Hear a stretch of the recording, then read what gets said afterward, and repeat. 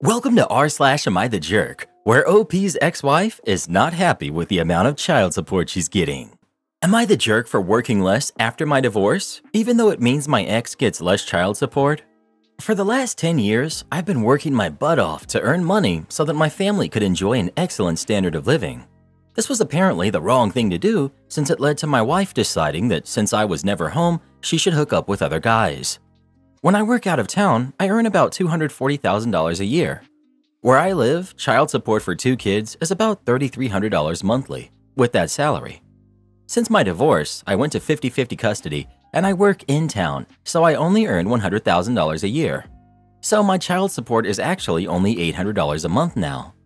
My ex is going nuts because she isn't getting what she thought she would.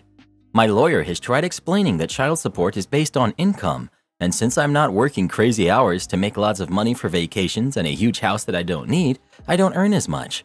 She's telling everyone what a jerk I am for cutting back on my work to deprive my kids. That's BS. I have my kids half the time, and since I cannot be out of town, I earn less.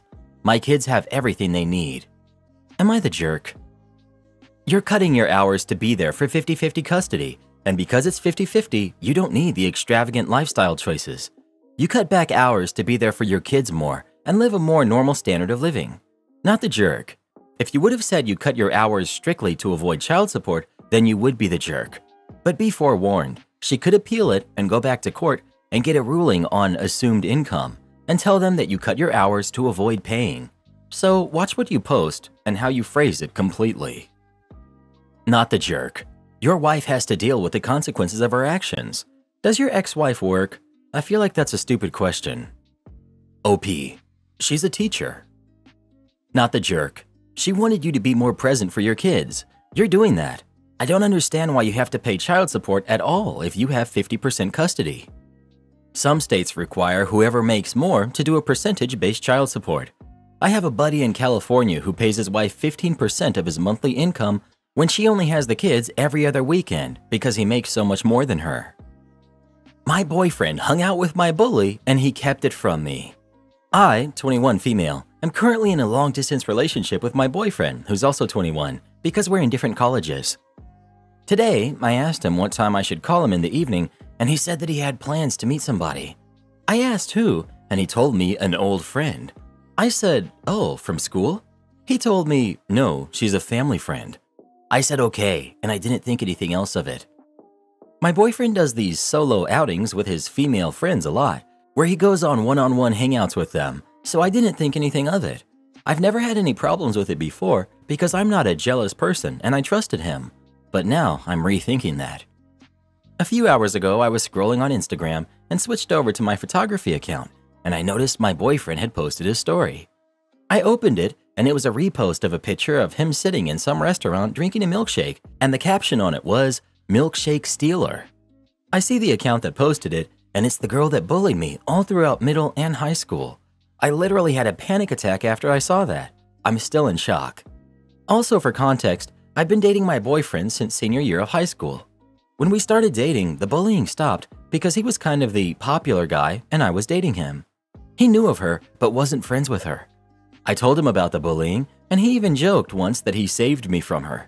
So he knows what she's done to me and how I almost landed in the psych ward because of this girl, and he still lied to me about meeting her. When I switched back to my main account, I noticed he had blocked me from his story, but he probably forgot to block my photography account, and that's why I saw it. I haven't confronted him with it because he's asleep, but I'm feeling so betrayed and hurt right now. I can't even type properly because I'm shaking. I don't know what to think of this. I don't know if I'm more upset at him hanging out with her or keeping it from me, or both. I usually pride myself on being a chill girlfriend despite my insecurities, but I'm really upset right now. Maybe the bully has changed. OP. I've thought about that, and if she genuinely apologized to me, then I would forgive her. But when my ex told me that she seems like she's changed, I felt bad because it almost felt like he was minimizing the hurt she caused me. Like, it's not his prerogative to decide that. This girl is the reason I have chronic, debilitating mental health issues since I was 10. I used to be a very confident kid before the bullying. I would forgive her, but I'd never forget what she did. I don't think I'd ever be able to see her as a good person. He knew she was bullying you back then, so he lied about them being family friends. OP. They're not family friends. He knew her in school because we went to a private school, but they weren't friends. And he knew that she was bullying me after we got together because I told him. She stopped harassing me when we got together, and then we graduated, and I never thought I'd have to deal with her again until now. Update. I did break up with him. I ended up pulling an all-nighter because of anxiety and decided to call him immediately after he was up. This is how the conversation went. I asked him if he had blocked me from his story, and he denied it. So I told him I saw it from my second account, and he went silent. Then he asked me if I was mad at him. If I hadn't posted here and gotten feedback from you all, then I would have probably downplayed it, but I was firm with him. I said, of course I was mad. What did he think? He's hanging out with someone who ruined my life. He said, you're twisting it way out of proportion. This is why I didn't want to tell you. I asked how, and he said he was just meeting someone who asked to meet up because she was in the area and he couldn't say no. And one really big detail I forgot to mention, when he was justifying meeting up with her, his reason was that he befriends everyone, so it's not exclusive to her. And he also told me, she seems like she's changed now. We kept arguing back and forth, and he kept gaslighting me, which I notice more now. And I finally told him that he broke my trust and betrayed me, and I want to break up. I was expecting him to be mad, but he said, if that's what you want. That just made me cry more, and I asked, do you not care about me at all? He said, I do, but not when you're disrespecting me like this. He also got mad at me for confronting him right after he woke up, but I couldn't wait because the anxiety was getting to me. I think what he said at the end was what stung me the most. He said, don't dump your insecurities onto me. I'm not your therapist. He has said this before as well when I've tried to talk about issues in our relationship, where he's told me not to come to him like that. I was like, who else do I talk to about my relationship problems other than the guy I'm dating? He said, I don't know, but not me. Go to a therapist. That never made sense to me, but I believed him because I didn't want to lose him. In the beginning of the relationship, he would be there for me when I was anxious or depressed. But in the past year and a half, every time I'm down, he tells me not to come to him. Is that normal? I know he was not my therapist, and I wouldn't dump my problems on him, but I just wanted some support. Update. He just unblocked me and started calling me on Instagram when he realized I blocked his number. I finally blocked him back. I'm feeling really anxious and overwhelmed, but I think I made the right decision. You dodged a bullet. At least you didn't get married. OP. Yeah, that's the only thing keeping me from completely breaking down right now. I saw my parents' marriage get destroyed because of my dad. I don't want that to happen to me. Heartbreak right now is better than long-term suffering. It'll just take time because he was my first everything, even breakup. Update. So a couple days ago, I got a call from a random number, and it was my ex who was calling from his friend's phone. I had a full-blown panic attack when I realized it was him, but he convinced me to stay on the phone and talk. I kinda wish I hadn't, but I'm also kinda glad I did, because now I'm more confident that I made the right decision to break up with him. Honestly, the whole conversation was a roller coaster. He started by apologizing and telling me that he will do anything to fix his mistake. I told him I'm not taking him back, and he asked why. I said he betrayed me and also reminded him of all his bad behaviors throughout our relationship. He just kept justifying himself. I then accused him of cheating on me with my bully. He got super mad and denied the cheating and said they were just hanging out as friends, but he hid me from the story because he knew I'd get upset. I told him that that didn't make sense, and either way, he probably cheated on me with other girls as well. He said, well, you could have cheated on me too. How would I know? I said, how would that make sense when I literally mostly talked to him? Then he said that we should forgive each other because I've also hurt him. I was a little baffled. Then he had the audacity to say, I'm going to give you one last chance to fix this mistake. I asked, what mistake? He said, this breakup. I'm not gonna lie, that just made me laugh. And I think me laughing made him mad because he started calling me names and asked me if I was a psycho. In that moment, I was honestly taken aback and hurt by his behavior, but I was feeling glad that I'd broken up with him. Anyway, after that, I told him don't call me again or even visit me because I'll get a restraining order if I have to. And he said, yeah, you really are a psycho. Then he told me that he had hooked up with someone after I broke up with him. And I asked him what was the point in telling me that. He said, just thought you should know. Then he asked me if I did anything like that, and I said, obviously not. I almost told him I was hurting, but that would only give him more power, so I didn't. I didn't even know if he was lying or not, but if he wasn't, then the fact that he went and hooked up with someone else so easily just proves that he had probably done that during our relationship as well. Anyway, I told him he can do whatever he wants because I don't care anymore. Then he was like, "Oh, I get it. You broke up with me because you're not in love with me anymore, but you're putting the blame on me? Wow." I was too tired to justify myself again, so I told him he can think whatever he wants. Now I'm kind of regretting that, but whatever. Then he told me to buzz off and ended the call. I blocked his number. Not gonna lie, that conversation absolutely drained me, and I've been feeling so drained since then. But good news, I do have a therapist consultation this coming Thursday, so I will be better. Don't take him back. OP, I'm definitely not taking him back. I don't even know who I was dating, honestly. I'm viewing him in a completely different light now. It's like my whole relationship was a lie. And yeah, I have been collecting screenshots and stuff that prove his bad behavior, just in case he tries to paint himself as the victim. Thank you. Am I the jerk because I refused to take my little sister with me when I took my daughter out? So I, 22 female, have a daughter, Maisie. She's 4 years old and she's everything to me. I don't go to work without feeling bad and missing her because I have to leave her with her dad, Tony, who's 24. And even though they have a great time together, there's always that lingering guilt. Last week, I took a few days off work so me and Tony could take Maisie on a small trip over the weekend. Me and Tony spoke about it all week with our family as we were excited to go. We didn't tell our daughter as it would be a little surprise. My mom was helping me pack for the weekend and she casually dropped in a conversation that my little sister, Liv, who's 9, wanted to come with us when she heard about the bouncy castles at the place. My mom said she had to go out of town to take care of a family member who sometimes needs their house cleaned.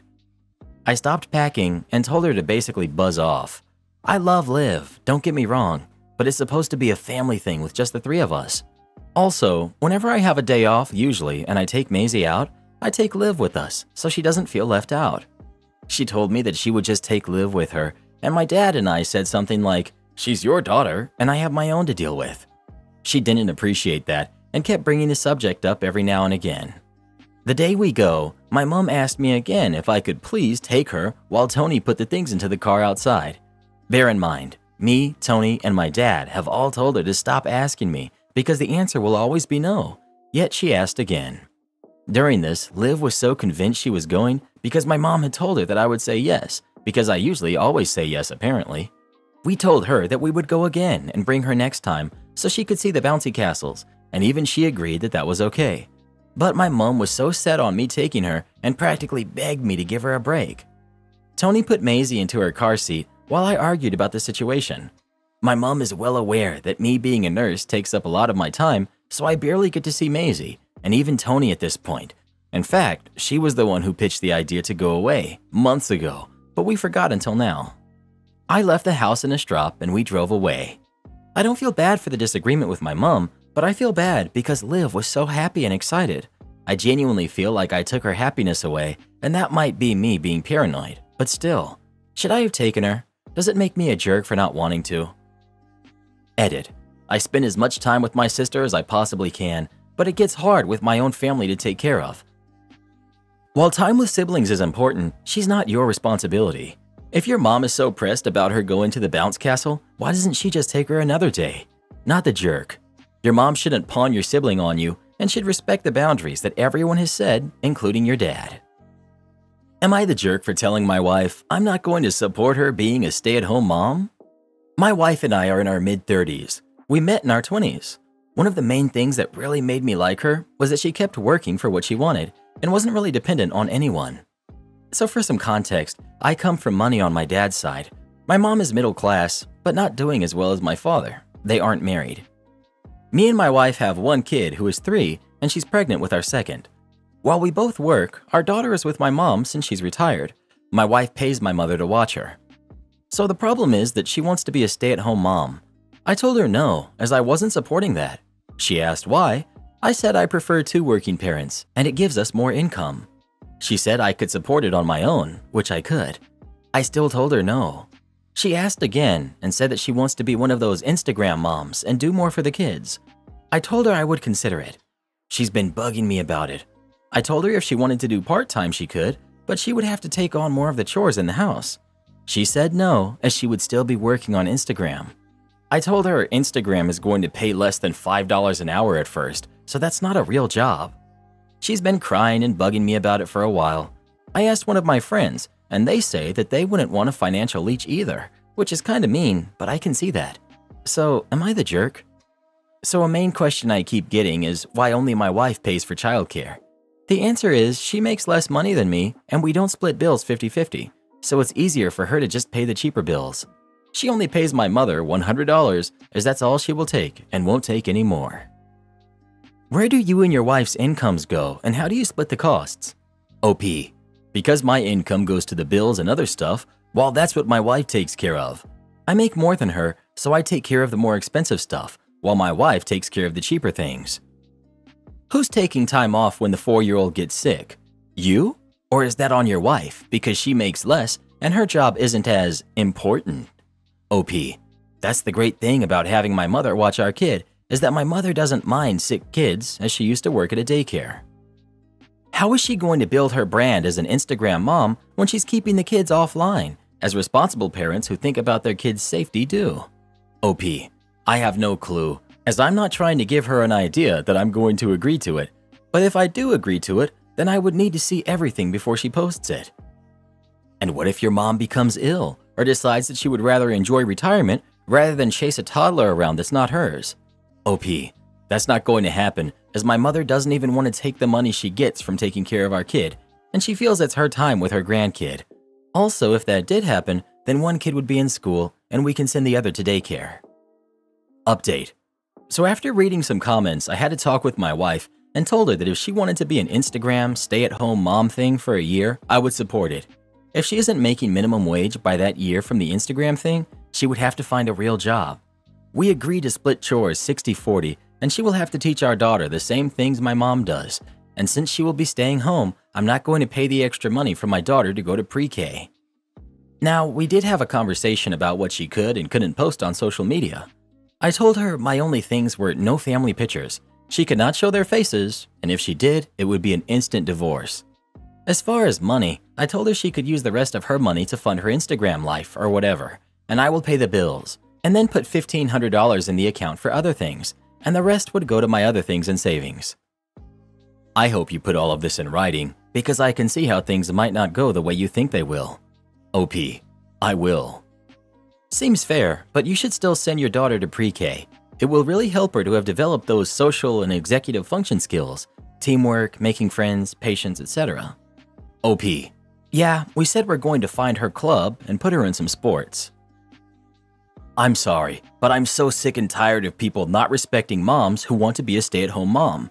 Taking care of your kids, not grandma raising them, is a natural maternal instinct from women. I wasn't able to financially be a full-time stay-at-home mom like I wished I could have been. My husband did reluctantly agree for me to work part-time. After year 3 of me part-time, he saw the value in it. I don't think we should expect grandparents to raise our kids so we can make more money. It's so materialistic. Kids don't stay little forever. What's wrong with wanting to be a mom and just be with your kids? I'm not knocking grandparents or parents that have to work. I'm just saying kids need their parents too. My girlfriend, who's 24, accused me, 25, of leading her on when I said I don't want to get married. When my girlfriend and I first got together, we had a discussion about how we see things further down the line to make sure we were on the same page about having kids or getting married, etc. Neither of us wanted kids, and she asked me about my views on marriage. I was honest and told her I didn't really want to get married. I didn't see the point of it and thought weddings were a waste of money. I reiterated that this meant that we wouldn't be getting married in the future. She said she agreed with me, and we left the conversation there. We've now been together for over 3 years, and she recently mentioned one of her best friends is engaged. She then asked how long before I start looking for a ring. I asked what she meant since she knew my views on marriage. She said since we've been together a few years, she thought I would have started thinking about proposing. I asked why she thought that when I made my feelings about marriage perfectly clear, and she even said she agreed. She just said it's what people do when they've been together for a while, but I just repeated that I have no intention on getting married.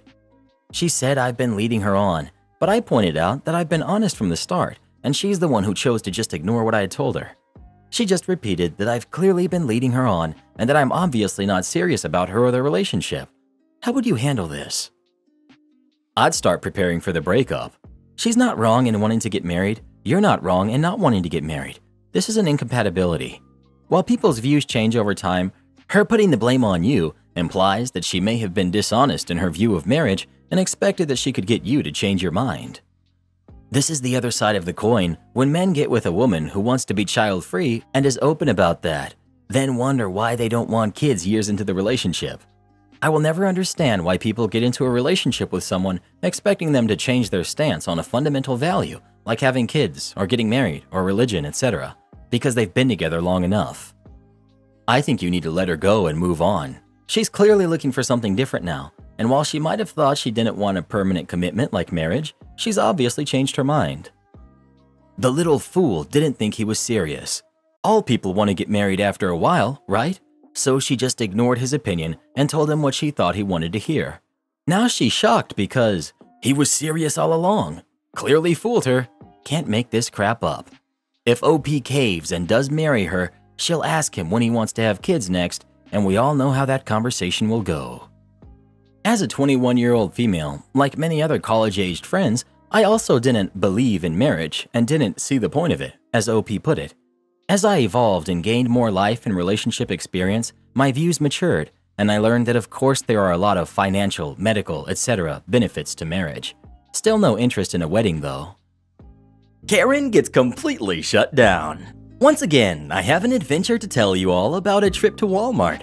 There's me, my son, Karen, store employee, and manager. Today, a few hours ago, my son took me to Walmart to do some shopping. Shopping itself was uneventful for the most part until the Karen of the story came into the picture. My son was doing his job and helping his mother, me, shop by getting things down off of a shelf and placing them into our cart, being as I am permanently wheelchair bound. I was reading off a list of shopping, he was getting the items, we stopped a moment in the frozen food section. He retrieved an item or two on my list and put them in the cart. At that moment, we stopped shopping for a minute while I took out an inhaler. I have trouble breathing at times. That's when we heard a loud snapping of fingers and a loud, rude, ahem. Then the dreaded loud voice, "Now that you're done helping her, you can help me with my shopping." My son turned. "I don't work here, lady. I was and am shopping with my mother. You want help? Go find an actual employee and go away." "You work here," she screeched.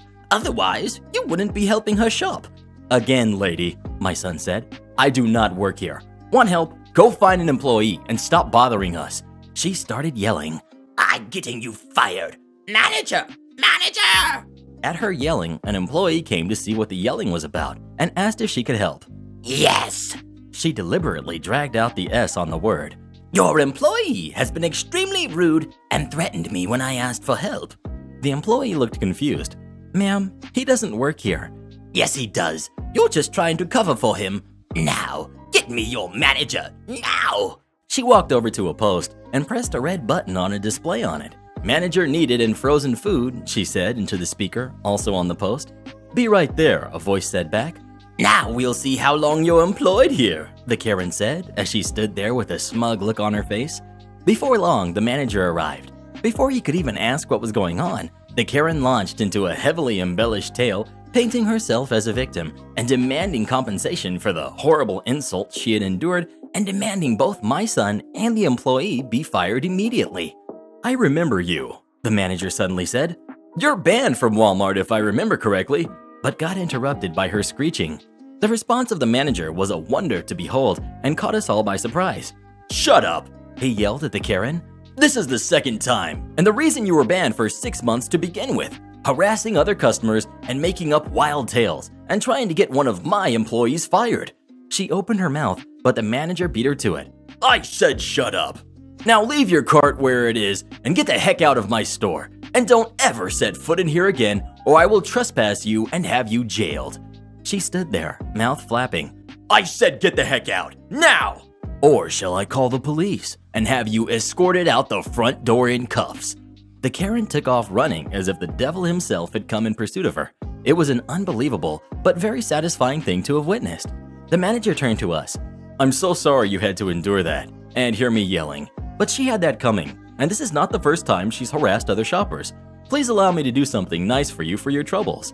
When we left, we not only had our shopping comped 25% at his insistence, although we told him it wasn't necessary. We were each given a $50 gift card to use as we see fit on our next visit to the store. And I have a new hero to enjoy talking to whenever I go shopping there again. What would you do if a Karen started messing with you? Would you shut her down or not? Please let us know. I'd like to see you try to shut me down. Am I the jerk for not allowing my son to be alone with his girlfriend? My son is 16. His girlfriend is too. They've been dating for about a year. When they started dating, it was normal and appropriate. Then, over the last several months, I've noticed strange behavior, especially around her. He's usually really talkative and emotive and energetic, but he's kind of withdrawn whenever she's around. She'd answer questions for him and finish his sentences too. I didn't think much of it at first, but then I realized he wasn't spending much time with his core group of friends anymore. Turns out, it was because his girlfriend said he wasn't allowed to see them without her. He wasn't going out and doing things he used to enjoy. I asked him about it, and he said his girlfriend didn't think they were cool things to be doing. She sold his skateboard. She threw out all his drawings. We had a talk about not changing yourself to please others, and I thought she was a jerk. But it was all normal teenage coming-of-age stuff. Recently, I was on the road for work, and he had gone on a date with this girl, so I texted to ask how it went. He didn't reply. I followed up to be sure he made it home. He called and said he couldn't reply over text because she reads all his messages and asked me to not ever text him about her. I told him that was a red flag, but he said that when things are good with her, they're really good, so he's fine to put up with her when things are bad.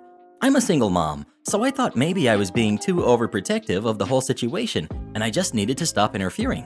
But on that same trip, I called again to ask how a visit to his aunt had gone, and he said he didn't go because his girlfriend feels like he spends too much time with his family lately. I advised him that wasn't her decision to make, and if he felt like he spent too much time with family, that was one thing. But he needed to learn to tell her no, and if she couldn't handle it, she didn't deserve him. He said he couldn't do that because he was afraid of what she would say, and she's unpredictable when she gets in a state. I was still at crossroads because I know he's at an age where he needs to learn to problem solve for himself. But a male coworker couldn't help overhearing us talk, and he said, "Just consider, if you had a daughter instead, would you be letting a boyfriend treat her like that?" I hadn't thought of it like that. So when talking didn't work, I eventually banned them from being alone together and took her off his social media so she can no longer monitor it. A lot of men who I trust to give me single mom parenting advice are saying this was a jerk move because my son is not in any danger and needs to learn to not let girls push him around. But the parenting instinct in me said this was a double standard placing him at risk. But maybe they're right, and it's actually just me being overprotective, in which case I'm the one who's making things worse. I'm at a loss. Am I the jerk? Well, what do you think? Should the mom step in and do something, or just let things keep going this way? Please let us know. I dare a little brat to try to treat my son like that. Don't try me. Entitled translator demands to be paid. I have a business, and I often need translators. I live in Poland, where the cost of living and jobs is much lower than the US. Now, I've found that many people don't even know the language as well that they claim to. For this, they claim to want everything that needs to be translated in advance a few days. It's not possible for the work I need. My need requires someone to be in front of me and read things online and explain what the comments, emails, messages are saying, and then type back whatever my response is. It's roughly 2 hours, 3 days a week, not a full-time job. I pay about $30 an hour, which is a lot for this country. It's interesting that you can find the same translators on English sites trying to sell for $45 to $60 an hour, then on local sites for $10 an hour. Once I speak English though, their price goes up. I found a person on a site for $20 an hour and saw their LinkedIn and knew what company they worked for and how much they made there. They made roughly $600 a month for full-time work. They also claimed to be from the country that I needed work translated from. I thought that would be a good fit. Me. Hello, I need a Russian translator to meet with me and read emails and messages, then just tell me what they say and then reply back to them. It will take 1 to 2 hours a day for about 3 days a week. Ongoing work. We could meet at Starbucks at this mall in the city center and do it there. I don't need anything translated to paper and don't need anything official stamped or whatever. I'm willing to pay $60 each time to do this. Time is flexible and we can meet anytime during the day or in the evening. Are you interested? Karen. Hello. Nothing for an hour. Me. So are you interested in the job? Availability? Yes, I am. But I need to see everything first you need translated. Me. That's not possible. I need you to read it in front of me and explain and then reply. There's a lot of last-minute messages and emails that need to be responded to as fast as possible. Karen. Okay, I don't know how much it will cost, but I have to tell you after I see everything. Me. I'm offering to pay you by the hour. above your rate you claim to offer live translation services. Is this for a company? For my company, but it's not a full-time position. 3 days a week, paid for 2 hours at $30 an hour. I see. Again, nothing for hours. Me. So? Okay, I will need to tell you what the price is after I see it. Will we meet at your business? Me. I already explained what I'm offering and explained where we will meet. In a public place at Starbucks in the mall. I don't know if it's safe there. Me. Excuse me? It's Starbucks in the mall. Would it be safer meeting at a private office in a building you don't know? I don't know you. Okay, well good luck finding work then. I'm a girl and don't know who I am meeting. I don't even respond. I figure it'll be a pain in my butt, so I don't even care. Next day, Karen. When we meet, I will tell you how much you need to pay. Me. No, we won't even meet. Your English is horrible and you can't even understand what I'm asking for now. Goodbye, Karen. I need the work, and you texted me, and I need to be paid. Me. No. I need the money. I can meet you there. You can't agree on the price I'm offering, which is more than the price you listed online. Yes? What yes? Yes, I do not agree. I will tell you how much you will pay each time. No! Again, good luck finding work. I need the money. You have a job. I need extra money. My job does not pay enough. Goodbye. Next day, Karen. Will we meet today? Hello? I will do the work for $100 an hour. You owe me $100 for the time I spent texting you. Question marks. You hired me, and now you won't answer? $70 then, and I will not report you. Question marks? Really? The worst one I've dealt with. Speaking of languages, do you speak any other languages besides English? Please let us know. I'm fluent in Karenese. Am I the jerk for not siding with my wife after she took my daughter's diary? I'm 38, male, and I got married to my wife, Nora, who's 31, 5 months ago. My daughter, Madison, who's 12 from my previous marriage, is currently living with me and my wife. My daughter is not on good terms with my wife. There's constant tension between the two of them, even though my daughter has been very respectful and keeps to herself. My daughter, Madison, has a diary where she expresses her thoughts and feelings and writes about what bothers her without having to bother anyone by listening. It's her choice to do that, and I respect her wanting her own space. Last week, while I was at work, Madison called me and she was crying. She told me that her stepmom took her diary and read through it and refused to give it back. She said she wanted me to come home immediately. I got home to find Nora and Madison having a screaming match. I asked what was going on, and Madison told me that her stepmom snooped around in her room, took her diary, and refused to give it back. Nora denied and said she had no idea what my daughter was talking about. I asked my daughter to confirm it, but she didn't. She just kept saying her stepmom took it and must have hid it because it was gone that morning. Nora said she didn't do it. I got stuck. I didn't know what to do. My daughter told me to look for it. I started looking, thinking she might have forgotten where it was, and I was surprised to find it in our bedroom. I gave Madison her diary back and lied about where I found it. I secretly confronted Nora about it, but she broke down and said that I was supposed to comfort and support her because she read the awful stuff Madison said about her in her diary. I told her she was in the wrong for taking Madison's diary in the first place and to cause an issue. She got mad at me and went on about how she was treated and how I was supposed to defend her from this much hate and resentment. I walked out of the bedroom. Nora stayed there all day and refused to eat dinner. I brought her dinner upstairs, but she refused to take it. I bought Madison a small box to keep her important stuff in so she won't lose them. Madison and Nora don't even talk to each other. I don't know if I handled the situation properly. My wife is so mad at me and disappointed that she's hurting, and I didn't do anything to make it right. Well, what do you think? Is OP the jerk for how he handled the situation? And what would you have done if you were him? Please let us know. How you gonna do your daughter like that? You wrong for that, bruh. I wanna speak to this guy's manager. Guy from work tried to undermine me, but I quit a week ago. This happened only a month ago, so the memory of the incident is fresh. I got accepted into college and had to quit my job of 2 years. I put up my resignation papers and had 2 months of notice period left. I had informed my manager and team, but didn't account for Mr. S, who was technically on my team, but worked from the client offices overseas, so I don't get to see him ever. Background on Mr. S. He was hired as a mediator between the client and us, but had years of technical experience, so he often helped out with the technical work, but was always a snob about it. He made sure to CC every possible manager in every email to show that he was doing a lot more than his role was required to do. Everyone hated how commanding and rude he was. Most meetings with him were just the entire team listening to him complain and moan for 20 minutes. He had no boundaries and would call up at odd hours of the night just to prove his point. He would promise clients certain results with unreasonable timelines without consulting the team, leading to late delivery and terrible client ratings. Since I had 2 months left to go at work, I wasn't quick to give up responsibilities and transfer knowledge to my colleagues. I handled an important client-facing task, and I've been doing it for the 2 years I worked there. I never taught it to anyone else because it was a relatively easy task and it hasn't been messed up in 2 years. We get info from the client that my task was undergoing major upgrades and needed to be done extra carefully and on priority for the next week. I know the drill and get to work as usual. Mr. S calls me up on Skype to re-emphasize the importance of the task this week. I just reply to him that I've been following all protocols every week and will continue to do the same as usual, being careful of the upgrades.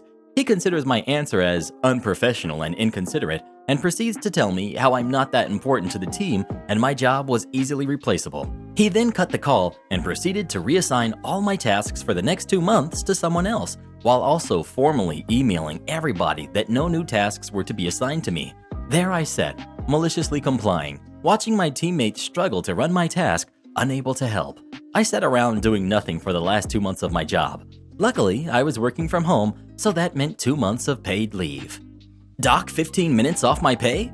Okay, I'll go for a 15-minute stroll. This happened about 9 years ago at one of my first jobs. I was working in sales over the phone. They had this odd policy of docking your pay 15 minutes if you were even 2 minutes late. Just for context, at this job, we took credit card details and the like, but as our security policy, we couldn't be alone when working. There would at least have to be 2 people at any time. There was rarely only 2 people on, so it was never really a problem. One day, I had to come in earlier than usual at about 9 a.m. I walk in about 10 minutes early, go to my desk. No one else is in yet. I'm the first in, so I put my bag down, turn on my computer, got to the kitchen, make a coffee, and bring it back, then go to the toilet. I walk out to my desk at about 9:02. When I get to my desk, I see my team leader has just walked in and is visibly sweating from being outside. Australian summer, it's difficult not to. And he's still got his backpack on. He then says, "You're late. I'm docking you 15 minutes. Obviously, I'm immediately triggered and say I was there before him. I just went to the toilet. My bag is right there in front of you on my desk and my coffee. Fair enough if he was sitting at his computer ready to rock and roll, but he had just walked in the office. He ignored what I said and said, "Doesn't matter. You're late." So I'm proper mad. Not because of this 15 minutes, but purely because of this jerk literally just walked in and saying I'm late. So being at work and not wanting to voice my actual thoughts and lose my job, I say, "Fine, I'll see you in 15 minutes then," and walk off to leave the office. At this point, he realizes he can't even work now because of company policy. He then says, "No, you'll wait the 15 minutes here at your desk."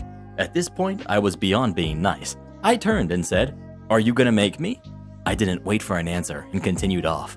When I came back 15 minutes later, TL was sitting there with his manager, and he had obviously only told half the story because of the reception I got. "What seems to be the problem? Team leader says you threatened him." I then explained to him how I was there before him and he was docking my pay for being late when he was the one that was late. I've already come in earlier than usual, and now I'm getting docked my pay when I did nothing wrong by the person that did? I pointed out that I had set myself up to work already. Coffee made too, and insisted they check the security camera footage if he didn't believe me, which drew a look from the GM to my team leader. Anyway, they checked the security cameras, my story checked out. Manager said I would get paid the 15 minutes anyway as I did nothing wrong, and even though I walked off, it shouldn't have happened. Team leader was fired about 2 months later for other reasons, not sure exactly why. I didn't really care to listen to him afterwards. Am I the jerk for not giving younger sister more inheritance? I, 46 female, recently lost both of my parents in quite quick succession. I have an older brother, 47, and a younger sister who's 32. Yes, I was 14 when my sister was born. She was a menopause baby. In fact, my mother thought that most of her early pregnancy was symptoms of the menopause. We were all excited to have a new baby though, especially me as I was the youngest of all the cousins and none of my friends had young siblings when we were growing up. My parents were always very fair with all of us when it came to money and time spent with us. They encouraged our hobbies and liked to spend time with us. Our dad passed first and everything went to our mom. When she passed, everything was split between the 3 of us apart from things that were stated, such as a set of golf clubs going to my brother and jewelry left specifically to my sister or to me. We decided to sell our parents' house and split the proceeds equally as none of us wanted to live in it. Last week, my brother and I received an email from our sister. She believes that she should have been given more inheritance money or the entire proceeds of the house sale. Her reasoning for this is that she is so much younger than my brother and I, she got to spend less time with my parents whilst they were alive than we did. Somehow, she reasons that this is fair. My brother and I think this is absolute nonsense. Our parents were clear on splitting things equally. We both left home when we turned 18 to go to university, and we're lucky that we didn't need to return home for a while to save money or anything like that. My sister lived with our parents until she was 25. My brother and I have agreed we are not giving our sister any more of our share of the inheritance, which isn't much anyway, and the proceeds of the house will be split 3 ways as specified in both of our parents' wills. She has said we are selfish, and she is owed this because she didn't have as much time with our parents. I don't feel like I'm in the wrong here, but a few of my friends have suggested I make a token payment to keep her happy. I don't think she would be unless it was a significant portion of my inheritance or my share of the house sale. Am I a jerk for not wanting to give my sister more money just because she's younger than me? Edit. Thank you very much for all of your condolences. Becoming an orphan is very hard at any age, it seems. I'm thinking that I will speak to my brother about talking to our sister about getting some sort of grief counseling and offer to go with her. It might be a way of finding out if there are any other issues that we don't know about, as outwardly she is a successful professional. If there is something wrong, then we will offer our support. I love my sister very much, and I don't want to end up estranged over this, especially during a time of grief. Sister stole the game that I bought for $80. So back in Christmas of 2019, I, 13 at the time, decided to treat myself by buying Overwatch for the Xbox One, a game that I was really excited to try out. I also decided to let my sister, entitled sister, use it every now and again because she really liked the game too. I wrapped the game up and placed it under the tree because Christmas was the next day and I thought it would be funny for it to say, from Easter eggs to Easter eggs. Christmas came and we all started opening our gifts. About halfway through, I saw my game and opened it while showing my grandpa. He was on a video call. I told my sister that she could use it every once in a while and she got super excited and says it was an awesome gift and asked when she could go play. I said after I try it because it's my game. Entitled sister. Yay! This is the best gift ever! When can I go and play? I really want to try Reaper out. Me. Probably after I give it a go. Cause you know, it's mine and I paid for it. She agrees and keeps opening her gifts and I open up the rest of mine. Later, we start playing it and everything is going great. It gets to about 1 a.m. and we go to bed. I wake up to her playing Overwatch in my room on my Xbox at 5 a.m. Me. What the heck are you doing in my room? Get off my Xbox and go to bed. Entitled sister. Well, I can't play it on my Xbox because I don't have Xbox Live Gold, so I decided to play it down here. Me. No, it's my room, my account, and my Xbox, so get out of here before I make you. Her. It's not your game. You bought it for me. You said so yesterday. Me. No, I did not. I specifically said that it's my game, and you could play it when I said so.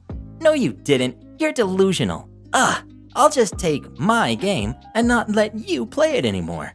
She took the game up to her room and hid it from me. It took me about 3 days to find it again. I started to just sneak the game into my room to play it when she was gone shopping with my mom or out with a friend and put it back when my dog started barking, basically a sign that there's a car parked outside of our house. She didn't find out for about 3 months until I forgot the game was in my room while playing Minecraft on my PC, which made it that I couldn't hear the dogs barking because of my headset. She came downstairs, bursting the curtain that I call a door off of my walls that aren't even walls, and saw the game and began screaming. Why do you have my game? Me. Oh, do you mean the game that I bought for myself for $80 that you stole? I wanted to actually use it. It's not your game. You bought it for me. Me. Keep telling yourself that, sis. Entitled sister snatches the game and slaps me. You are not using this game again. I'm gonna sell it and none of us are gonna use it. Me. Ow. You know what? Do it then. It's fraud. You can't sue me. I'm your sister. Watch me. She just decided to hide it again and I still haven't found it 5 months later. She still uses my Xbox account for it when she does play it too. Her birthday is coming up in 6 days and I'm not buying her anything. In fact, next time she isn't even near her Xbox, yes, we both have an Xbox One S each, I'm gonna delete my account from it entirely. That'll teach that jerk. Entitled mom tries to put me in my place, but tables were turned. Cast. We've got me, we've got entitled mom, we've got entitled mom's daughter, and the district manager. I was a store manager for a semi-well-known women's clothing store for about 12 years. I left retail altogether 2 years ago. This story is several years old and takes place Black Friday. The company I worked for didn't really have any sales on Black Friday, as they always had clearance markdowns every week. As store manager, I was required to be there at 7 a.m. when we opened. I didn't get off until about 4 p.m. that day. I had closed the day before Thanksgiving. We were told that any overdue layaways needed to be put back on the floor Wednesday night, so we wouldn't miss any if we were close to making our monthly bonus Saturday night at close. So I put all overdue layaways back. There were quite a few, as we had been extremely busy and hadn't put back any. I realized this meant no one had probably called our customers informing them their layaway was due. We always try to do this, but for some reason we hadn't done it due to being busier than normal. Anyways, Friday morning around lunchtime, entitled mom enters. She comes up to the register after looking around and says she wants to pick up her layaway. I immediately recognize her as she shops at several of our company's surrounding stores. I remembered putting her layaway back as it was 2.5 weeks overdue. I told her I was sorry, but I cleaned out all of the overdue layaways Wednesday night. She went off on me, called me and my employees idiots, you name it. She says, "I want my money back then, in cash." Me, "I'm sorry, but as you know, our policy doesn't allow for layaway refunds to be given back in cash. It's required to be put on a gift card." Since when? "Since the beginning of this year." She said she wanted to speak to my manager. I started backing up towards the store phone as I waved and told her I was the store manager. She says for me to get my district manager on the phone. So I called my DM, explained the situation, all the while the customer is speaking quite loudly and my district manager can hear her. DM, "Is that her?" Me, "Yes." Entitled mom, "Let me talk to her." DM, "Tell her if she can bring her receipt showing how she paid every payment, I will allow you to give her the money back with how she paid. Otherwise, it goes on a gift card." Me, "Okay." DM, "Let me know if she's okay with that. And if not, I'm in the next town over store. I can be there in 10 minutes. Me, "Okay, bye." Me to entitled mom, "So DM will allow me to give you cash back." Entitled mom smiles real big. "But you have to have all receipts showing you paid cash." Entitled mom's face falls. "Okay, fine. I'll be back. I'm going home to find my receipts." All my employees are looking at me like, wow. As I'm walking the store, I got to thinking, you know what? I'm gonna show her some grace. I went and pulled her layaway slip, found everything in her layaway and put it aside. She came back with her daughter, entitled daughter, about 20 minutes before the end of my shift. She walks up to me and tosses her receipts on the counter and says, "There, now about my money." Me, "Well, I wanted to let you know that after you left, I pulled your layaway slip and went and found all your items that had not been sold yet. Here they are. But I want you to understand something. Yes, we could have called you to remind you, as I know you are a frequent shopper with our company. However, I want you to understand something. You see, all these people in my store right now, about 20 to 30 people. Well, my entire year has been busier than normal for me and my staff. We've been doing the best we can. This is only going to get worse the closer to Christmas. I want you to know that I did not appreciate being spoken to like I wasn't worth anything. I am a human being and I have feelings. If you cannot respect me and my employees and the job we are trying to do, you can leave and not come back to my store. Same goes for your daughter." She had been rolling her eyes at me and huffing the whole time I spoke. "I will not tolerate blatant disrespect from my customers when we are following our policy and doing our jobs. I did not have to go and pull your layaway items for you, but I did, because I wanted you to have your items. But if you don't want them, my assistant will take them right now and put them back on the floor." Y'all, she was floored that I would say that to her. She was quiet for a moment and spoke with her daughter on what they wanted to keep or not. She turns back to me and says, "I'm sorry for how I acted. You are right. I behaved badly, and for that, I apologize. I will take everything in the layaway, and we can use the refund towards the final total. I want you to know that it will be a while before I do come back in here, though." I told her I understood and that I hope we could have a good employee/customer relationship next time we meet. I ran into her at another store months later when I was helping the store manager out. She came up and gave me a hug and said she was gonna come and see me soon in my store. She was in there the next week. Karen, are you crying? Of course I am. That was the sweetest ending I've ever heard. Entitled family wants to fly first class, expects me to give up my seat. This happened in mid-March. I'm aware that this does make me seem like a spoiled person, and I'm sorry. I'm just telling it as it happened. This was my first experience with an entitled parent, and I was just angry. And even writing this is making my blood boil. Anyways, have a great day/night and happy reading. So my family and myself were flying back from a ski trip. This is important. Now the day we left the mountain, it shut down. We considered ourselves lucky. However, there were people just arriving that day who had to cancel their skiing plans. So we're just boarding this flight, and normally they have a separate ramp for first class and economy. This is important because of how we meet entitled parent. So we board the plane first and take our seats. Now keep in mind that this is a 5 to 6 hour flight, so the first class or cabin has 20 or so seats. So after our zone boards, the next one boards, and so on until the entitled family comes. They consisted of a mother and her 2 kids that looked around 13 and 15. As they passed, they whispered, "spoiled," under their breath. I didn't think much of it until we were in the air. 1 hour passes, and I'm reading/watching a movie, and I see the 15-year-old entitled kid walk into the cabin. She stares and looks around for a few minutes and then goes back. I again just brush it off and go back to reading. Shortly after that, they start serving the first meal. I ordered a steak and mashed potatoes. As the meals are being served, entitled kid returns with her sister. They looked shocked at the food. To be fair, it looked better than most standard airline food, and walked up and down the aisle. Then a flight attendant told them to leave as they weren't supposed to be there. Another 15 minutes passes by, and I see the entitled mother wandering the cabin alone, and a flight attendant asked her if she was here to see anybody. She said no, and is asked to leave. She then asked the flight attendant if she can trade places with one of the first-class passengers, and the flight attendant says that she can if she gets permission from the passenger she wishes to trade with. Now, we have to understand that this is not normal. She should have said no. I will elaborate on that later. So she heads back to bring her kids and notices that I'm the only one who does not have headphones on. Now, I kid you not, that crazy lady actually asked me to trade seats. Now, I could have said buzz off, but I watched this situation come to be and wanted to see how it would play out. So I asked her, why should I give up my seat? Karen: well, our skiing trip was canceled and we've been saving up for it for years, and my girls just want to have something special. Keep in mind, the rest of my family is sleeping. Entitled kid: plus, you're a spoiled brat and you don't need it as much as us. Other entitled kid: loser. Now, I knew that this was too much for me to handle, so I woke my parents across the aisle. My mom: what's this about? Entitled mom: we need your seats. We've had a long day, and my kids are disappointed that other kids can fly first class. Now, my parents are the most respectful people I know, but when someone insults our family, she gets angry. My mom: we're not giving our seats to you, poor jerk.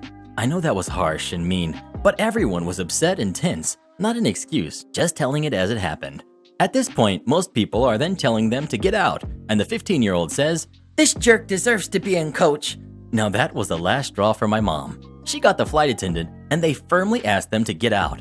The entitled mother says, "The other flight attendant said it was okay." She then goes on saying about how she needs this seat and how her kids will never go on a vacation again because they wasted their money on this one. She is then escorted out by flight crew. 3 hours later, her kids came back at the end to apologize, but ended up saying how we were stuck up. I responded by ordering an ice cream and calling them beggars. Mom begs for money despite buying new house and car. A little backstory. My mom, who is on SSDI, top tier, almost $2,800 a month, has a very hard time budgeting. Last year, she decided to sell my grandparents' house in Oregon to move back to the Seattle area. She got the house by having my grandma with dementia change the will and cut out her 2 siblings, my uncle and aunt. And after my grandma passed, the house and all the savings/belongings went to my mom. So she sells the house, and instead of buying a reasonable home, she has limited mobility, lots of prescriptions, and falls often. She buys herself and her 3 cats a 4,000 square foot home in a gated community. There was literally no money left over from the sale/acquisition of the new home. I had to help by paying for a moving van and helpers. Before this, she had a settlement from a slip/fall lawsuit of roughly $50,000, which she instantly rolls into a brand new 2018 Toyota Highlander. She had been left my grandma's 2013 Aspen SUV, but the gas mileage was not good enough. Then she backs into a tree and busts a taillight on her new car a few months after buying it. Goes to the dealership to fix the taillight. Decides she needs a brand new 2019 fully loaded Highlander with a tow package, which she has nothing to tow, so this is a mystery. She trades in her 2018 with 5,000 miles on it and takes out a $35,000 car loan and this is on a fixed income, and she always has money struggles. So here's like $80,000 of car at this point. Excellent. She's constantly begging my bro, sis, and I for money. We are 38, brother, 36, me, 27, sister, and all trying to establish ourselves in our lives, careers, and financial security. I'm a stay-at-home mom with 2 kids. We live off my husband's income as an apprentice tradesman and have to be very frugal. We qualify to live in low-income housing, and I find ways to be resourceful, like donating our time and vehicle to help a local food bank, so we are able to get some food as well as help the community. We don't own a home or brand new fancy cars, and if you take away rent and do the math for just us 2 adults, we live on less than her monthly SSDI. Yet every month she has a sad story about how she can't afford X or Y. She finally canceled her $175 a month TV plan. I've asked her more times than I can count to please not bring up money matters with me. I've offered to help her budget, but she refuses the help, only wants money. Well, she brought up money the other day when she came over to our apartment to visit the grandkids, but really she came to pilfer the food bank transportation we do every Sunday before we drop off at the food bank, saying she didn't have enough money to pick up her prescriptions. This is just after she told me she gets her prescriptions in the mail. I think she has dementia. I told her I could spare $15 for gas money, but that was all. I explained we are a family of 4 living on 1 income and we have a tight budget. I remind her she has had plenty of opportunities to save or spend her money more wisely, so she takes the $15 and goes. I get a call the next day of her crying, saying that the way I brought up her poor money choices was terribly upsetting, pretty much making me out to be the villain and her the victim. This self-victimizing routine is her go-to. It's exhausting because I've done so much for her. I put my life on hold for 5 years after college to be her full-time caretaker. She fell and needed a hip replacement. I couldn't hold down a job or any healthy relationships because I was constantly being called back home to get this/that for her, take her to doctor's appointments, etc. I could literally write a novel in all the ways I've helped her. I feel like this post is a novella. Anyways, forget her for trying to make me out to be the bad guy because I don't give her money to get extra prescriptions to fuel her addiction. Forget her for even putting it out there and begging my family for money when she has so much. And lastly, forget her for never respecting my boundaries, which I need to preserve my well-being. After her sob story phone call, I was upset and it took me a few hours to get my head on straight. I wasn't a good mom to my kids at the time. So to be a better mom to my kids, I'm putting old mom in timeout. I need a break from her entitled self. End rant. Thank you and good night. Would you give your parents money if they had bad spending habits? And why or why not? Please let us know. Who are you to decide whether I have bad spending habits or not? Am I the jerk for being angry my ex-wife is reusing our first son's name? I'm 33, male, and my ex, Lena, 33, female, fake name. We're married for 4 years. We got married at 18 straight out of high school and had our kid a year later. In hindsight, disaster waiting to happen, the marriage. We had a boy, Nathan. Nathan was stolen from us 4 years later. It ended us. I'm still in therapy. A few years after our divorce, we're now 26, she met Steve, fake name. Steve and Lena dated and eventually got married. I was genuinely happy for them both. When they got pregnant, I was thrilled for Lena. It reminded me of Nathan and it brought back a lot of heartbreak, but I was really happy she was building a new family. I'm not there yet. Last week, she gave birth to a boy and announced that she'd name him Nathan. Officially, Nathan II, like you would do with your pets. In a Facebook post, she put his photo next to our Nathan and wrote a tribute, but I just couldn't. I lost it. I called her up and demanded she change his name, that she had no right. There were a lot of words exchanged before I broke my phone. Not long after, I received a call from my sister telling me that I was a jerk for how I reacted and that I'm not respecting her grief. She's since gotten the family involved who are siding with my ex. My mother is insisting I should be grateful that God has given Nathan back to us.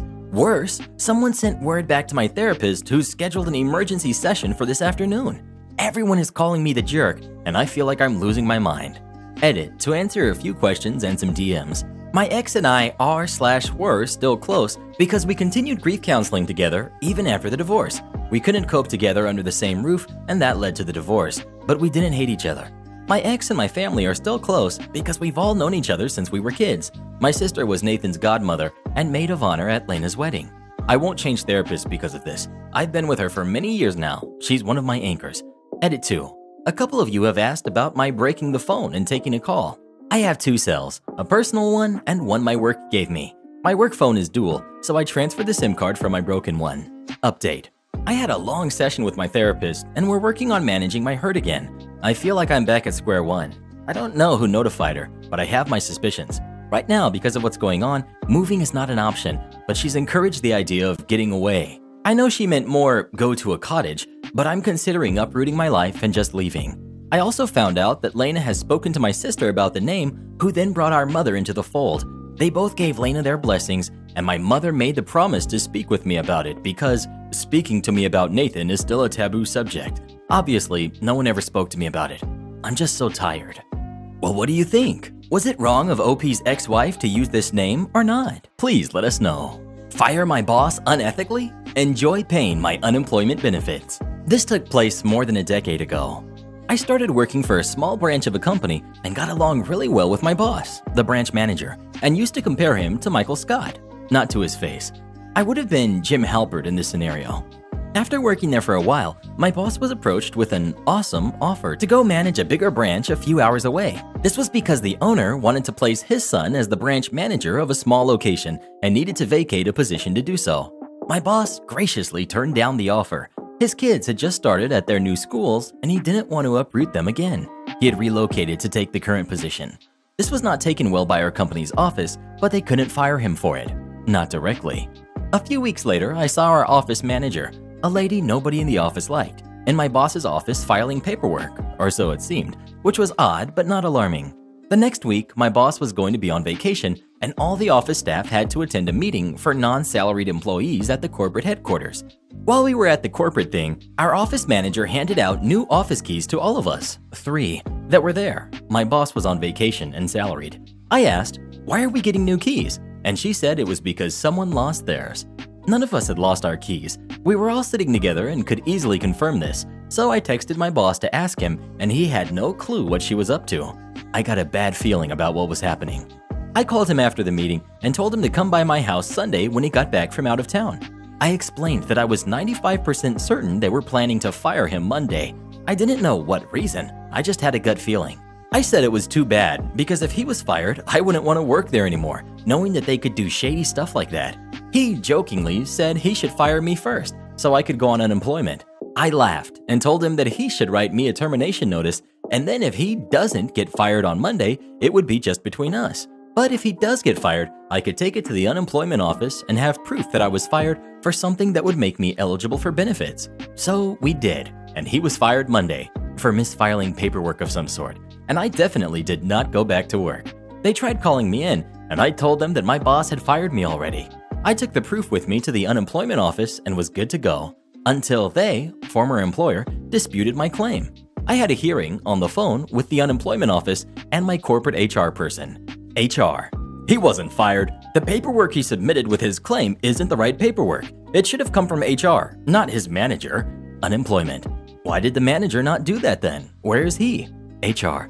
He no longer works for the company. Unemployment. Why did he leave? He was fired. Unemployment. Why was he fired? HR mumbles. For doing paperwork incorrectly. Unemployment. Well, that is hardly the fault of the terminated employee. How is he to know that the paperwork is invalid that is coming from their supervisor? They told my HR that they could rehire me or not, but my claim was valid. They couldn't rehire me because they had already filled the position, so I got to collect unemployment for a while before moving on to my next job. My former boss is doing well now, it seems, and I don't feel bad at all. For the record, it is very likely that they would have invented a way of firing me after they got rid of my boss. Had they done that, they would have made certain that my termination was such that I wouldn't be eligible for unemployment. I took that power away from them by getting fired preemptively. I'm also positive that when I saw the office manager in his office while he was away, she was arranging the setup for him to be fired. Am I the jerk for telling my sister that the world doesn't revolve around her? All names have been changed for obvious reasons. My sister, Julie, who's 28, and I, who am 36, male, grew up in a working-class family. Our parents ran a small hardware store growing up, and when they passed away 8 years ago, Julie and I ran it together for a few years. Along the way, I started dating a woman, Annie, who's 30, who is now my wife. Annie came from a much more white-collar family, and we got engaged. Her dad wanted me to have a more stable job so that she wouldn't have to be the only breadwinner in the family, and he got me connected with some of his colleagues. After a couple interviews, I got a job offer that paid almost 3 times as much as I was making at the hardware store. Julie agreed that I should take this job since her boyfriend, Stan, 30 male, was planning to start helping her with the store anyway. A few months later, Julie became pregnant and she was ecstatic. Stan claimed he was as well, but I was suspicious of his supposed enthusiasm as he began acting more stressed as Julie got closer to giving birth. Sure enough, when she did give birth last year, Stan didn't even stick around for 2 days until he ran out on her. Annie and I helped out as much as we could, and after a while, Julie started getting back on her feet. Unfortunately, a couple of months into what's been going on, the store went bankrupt, leaving Julie unemployed. She started working 3 part-times to provide for her and the baby. She's asked me to borrow money 3 times in the past 6 months, and while financially I can more than afford it, I'm worried that she's becoming a mooch and just using me for money.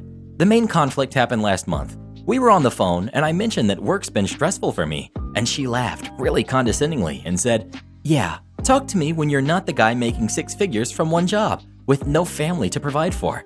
I felt hurt and invalidated, so I told her that 1, it's not my fault she decided to have kids and has to spend extra on them, and 2, her problems aren't the only ones that matter and the world doesn't revolve around her. Long story short, there was a lot of yelling and she ended up calling me a jerk and hanging up on me. 2 weeks later, she asked me again to borrow money, saying she thinks her daughter's sick and she can't afford to take her to the doctor. I frankly feel like that was a load of BS, and when I said no, she started guilt-tripping me and said that I'm hurting the kid if I don't lend her money. I still refused, and once again she hung up on me. Later I told Annie what had happened, and to my surprise, she started yelling at me and saying that I was being cruel. Annie called Julie later and lent her the money from our joint account without asking me first. Neither of them have spoken to me for days, but frankly, I feel like Julie's just manipulating Annie's kindness to get money out of us. Edit, for those asking about child support, she has no idea where he is and has no way to contact or track him down. Well, what do you think? Is OP the jerk or not? Please let us know. Try to prank me? Good luck getting your camper back. Anyone who follows me or reads any of my posts knows something about my wife's best friend I'll call Karen, a harpy from heck. She makes everyone, even my wife sometimes, miserable. She also thinks she's smarter than everyone and is just stuck up enough to believe no one would dare cross her. So a friend of ours, I'll call Bill, bought a piece of property next door to us. He had a car accident in November and lives an hour away. He made me a legal agent of the property, which means I have almost as much power as he does. Think property manager. It has a small house on it that's unoccupied, but I keep an eye on things. He bought the property only because next to the house is a big asphalt parking lot.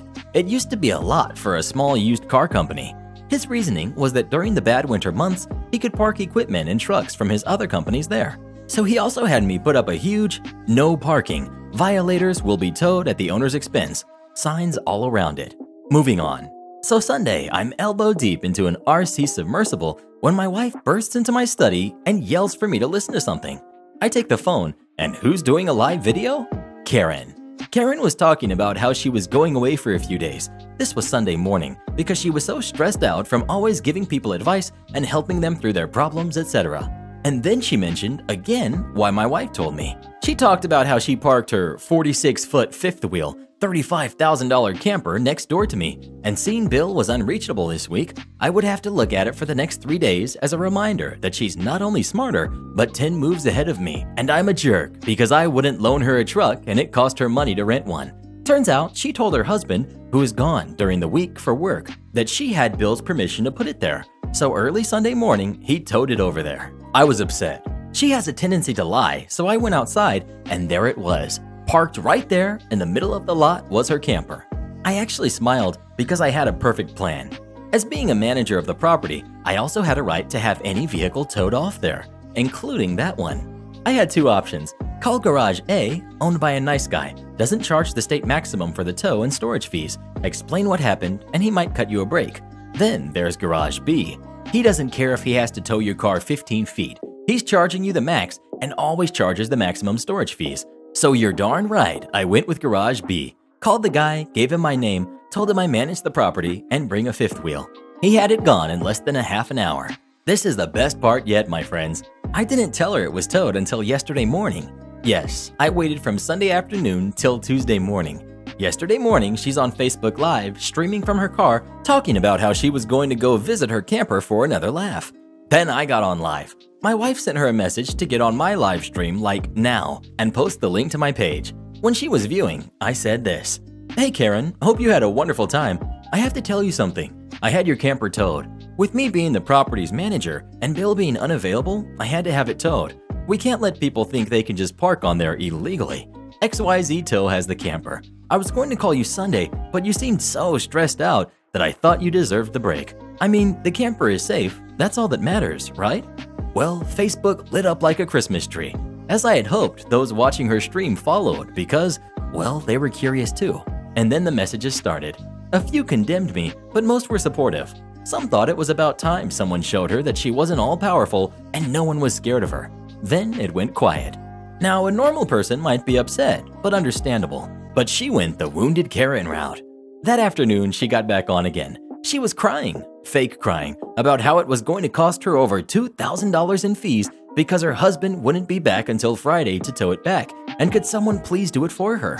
A bonus I was hoping would happen. And that if she started a GoFundMe page, would people donate to help her pay the fees? The answers to that were between no and heck no. But hey, she didn't threaten to sue me at least, right? Side note, Bill is unavailable this week except to certain people, which I am part of. I called him and told him the whole story.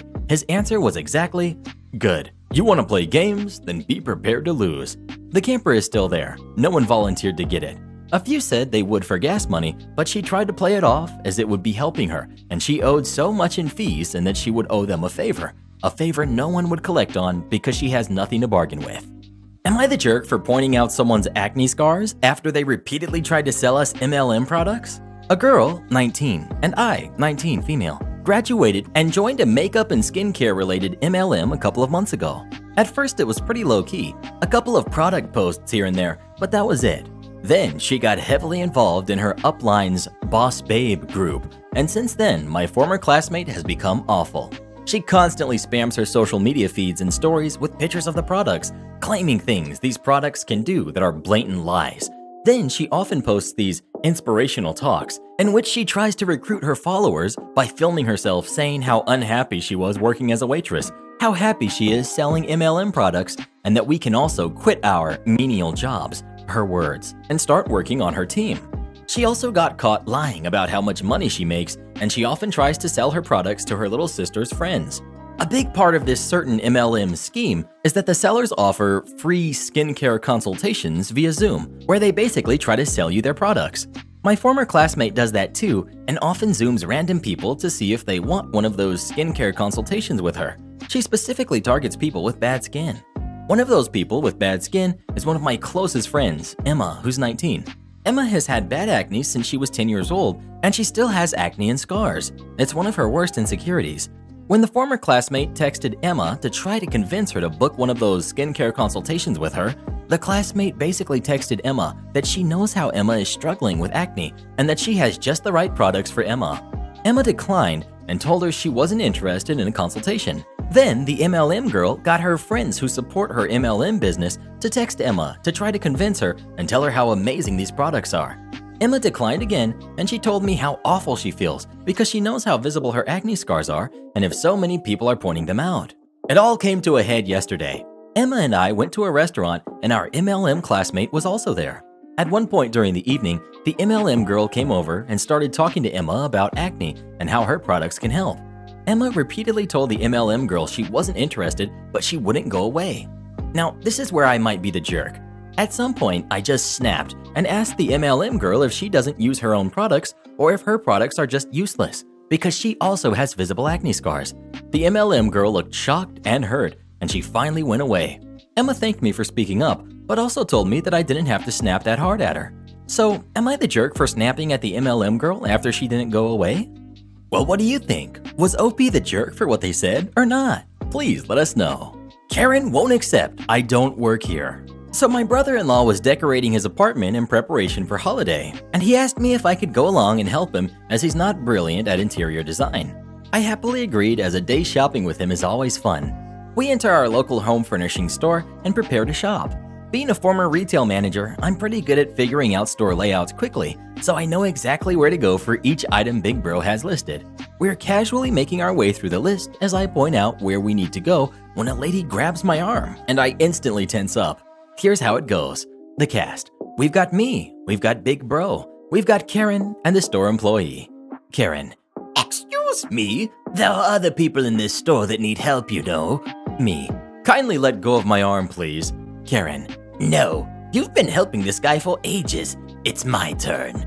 He's my brother. Now get the heck off me. I shake her off my arm and she gets huffy.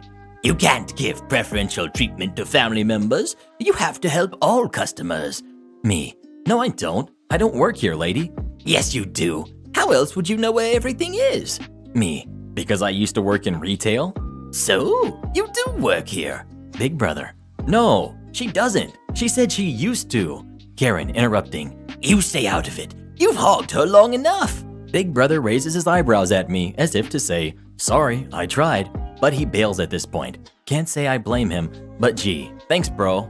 Store employee comes over and asks, is there a problem? Karen screeches. Yes, this employee won't help me, but she's been helping this other customer for ages. Pointing at my brother's rapidly disappearing back. Employee. Ma'am, she doesn't work here. She's not even wearing clothing that looks remotely like our uniform. She's a customer too. Then why does she know where everything is? Employee looks taken aback, so I decide to rescue her and say, because I'm not a moron and can shop by relative department contents. Karen goes several shades of purple and starts screeching for a manager. The employee just tells me to carry on with my shopping and that they'll handle it from here. Later, as we're queuing at the till, Big Brother and I see Karen at the customer service desk gesturing wildly in my direction and still clearly in full rant mode. We pay up, and I can't resist but to give her a cheeky wave goodbye as we head out of the store. Clean as you go? Okay. Up until about 4 years ago, I worked for a large supermarket here in the UK, night shift replenishments. We filled and rotated the shelves at night so they could be just topped up in the day. I'm going to start off by saying that cleaning standards in my store were subpar. Anyways, we all had our own designated aisles to fill. I was usually on a produce aisle, fruits and vegetables, but as times called for it, I could be taken to other areas of the store that were struggling. Now, every department has its own manager, and every manager is different. Our produce manager was on the ball, department clean and tidy at all times, paperwork always done, always back up for holidays. Dairy manager, on the other hand, couldn't organize anything. One of the things he was very slacking on was cleaning. On the surface, he would have had the shelves cleaned, but behind the stock was a different story. The shelves are slanted, so you could only see the back of the chiller if you got down and then look directly up behind an area with no stock, so pretty much 100% hidden. So one night, dairy is struggling again due to the fact that the area is run by a chimp that the company shaved and threw a uniform on. I get sent over as produce is ahead of schedule, yogurt aisle specifically. It's not difficult work, but as I'm filling those shelves, I get a nice view of all of the mold on the back of the chillers. The chillers blow cold air from the back, so as I'm reaching my arms in, I'm short with short arms, I get a nice full face of moldy smelling air. The whole dang night. And again the next night. Night 3, I'm sick as a dog. Can't stop throwing up. And this goes on for 3 more nights into my weekend. I get back and I have to have my meeting with the night manager and dairy manager. Mine was on holiday. They are not happy with my absence. This was my second period in the year. Now I had been at this store for 5 years and these 2 absences were the only sickness I had off. I'm a bit defensive and I point out the fact that I had basically been working in a biohazard area for 2 days. I told them about the mold blowing in my face for 2 nights, which I also pointed out to the dairy manager on day 1 and was dismissed. Not good enough. Apparently, I'm only going off sick because I know the usual yogurt guy is always going sick and I'm trying to take advantage. They never did connect those dots. After all this, the outcome was a written warning. They have to send you out of the room before giving you a warning to discuss, as per procedure. Thin walls, I could hear them. He could appeal based on the moldy chillers. He has evidence. Just get him on the clean-as-you-go policy. And that's what they did. They said if the chillers were dirty, it's my responsibility as the policy is technically clean as you go. If you see a mess, you clean it. I said that's madness. There's like 7 years of buildup there. The whole aisle has it. Didn't matter. That's the policy. Fine, so be it then. Anyway, that night I'm back on yogurts. Usual guy is actually back, but I guess this was now some sort of weird extra punishment. But at least now I'm fully aware of that clean-as-you-go policy. Another thing I haven't mentioned is not just how useless the dairy manager is, but how lazy he is. This also applies to the night manager. The night shift, to be honest, doesn't require much running. Everyone has their aisles and they know their job. The dairy manager, night manager, and grocery manager would spend the night chilling outside smoking, barely popping in to check on things. The produce manager was usually left to handle any issues as he was actually respectably professional. But he's on holiday this night. Yogurts is at the back of the store, smoking shelter at the front. I know I'm alone all night long and I have a lot to clean. First things first, have to get to the back of the chillers. All this stock is in the way, better take it off. So all the stock piled onto cages and run it into the chiller. 9 cages total. Only took me a couple of hours as it's 10 times quicker to take off as it is to put out. Shelves are still in the way. Better take them down. To be honest, the back edge on them all needs cleaning too. So all the shelves, uphinged and dismantled, they just lift off and pull out. Get them all on a couple of cages and run them into the warehouse so I can spray them down in the cleaning area. This took longer than expected as some of that black mold was incredibly stubborn. Better leave them here to dry.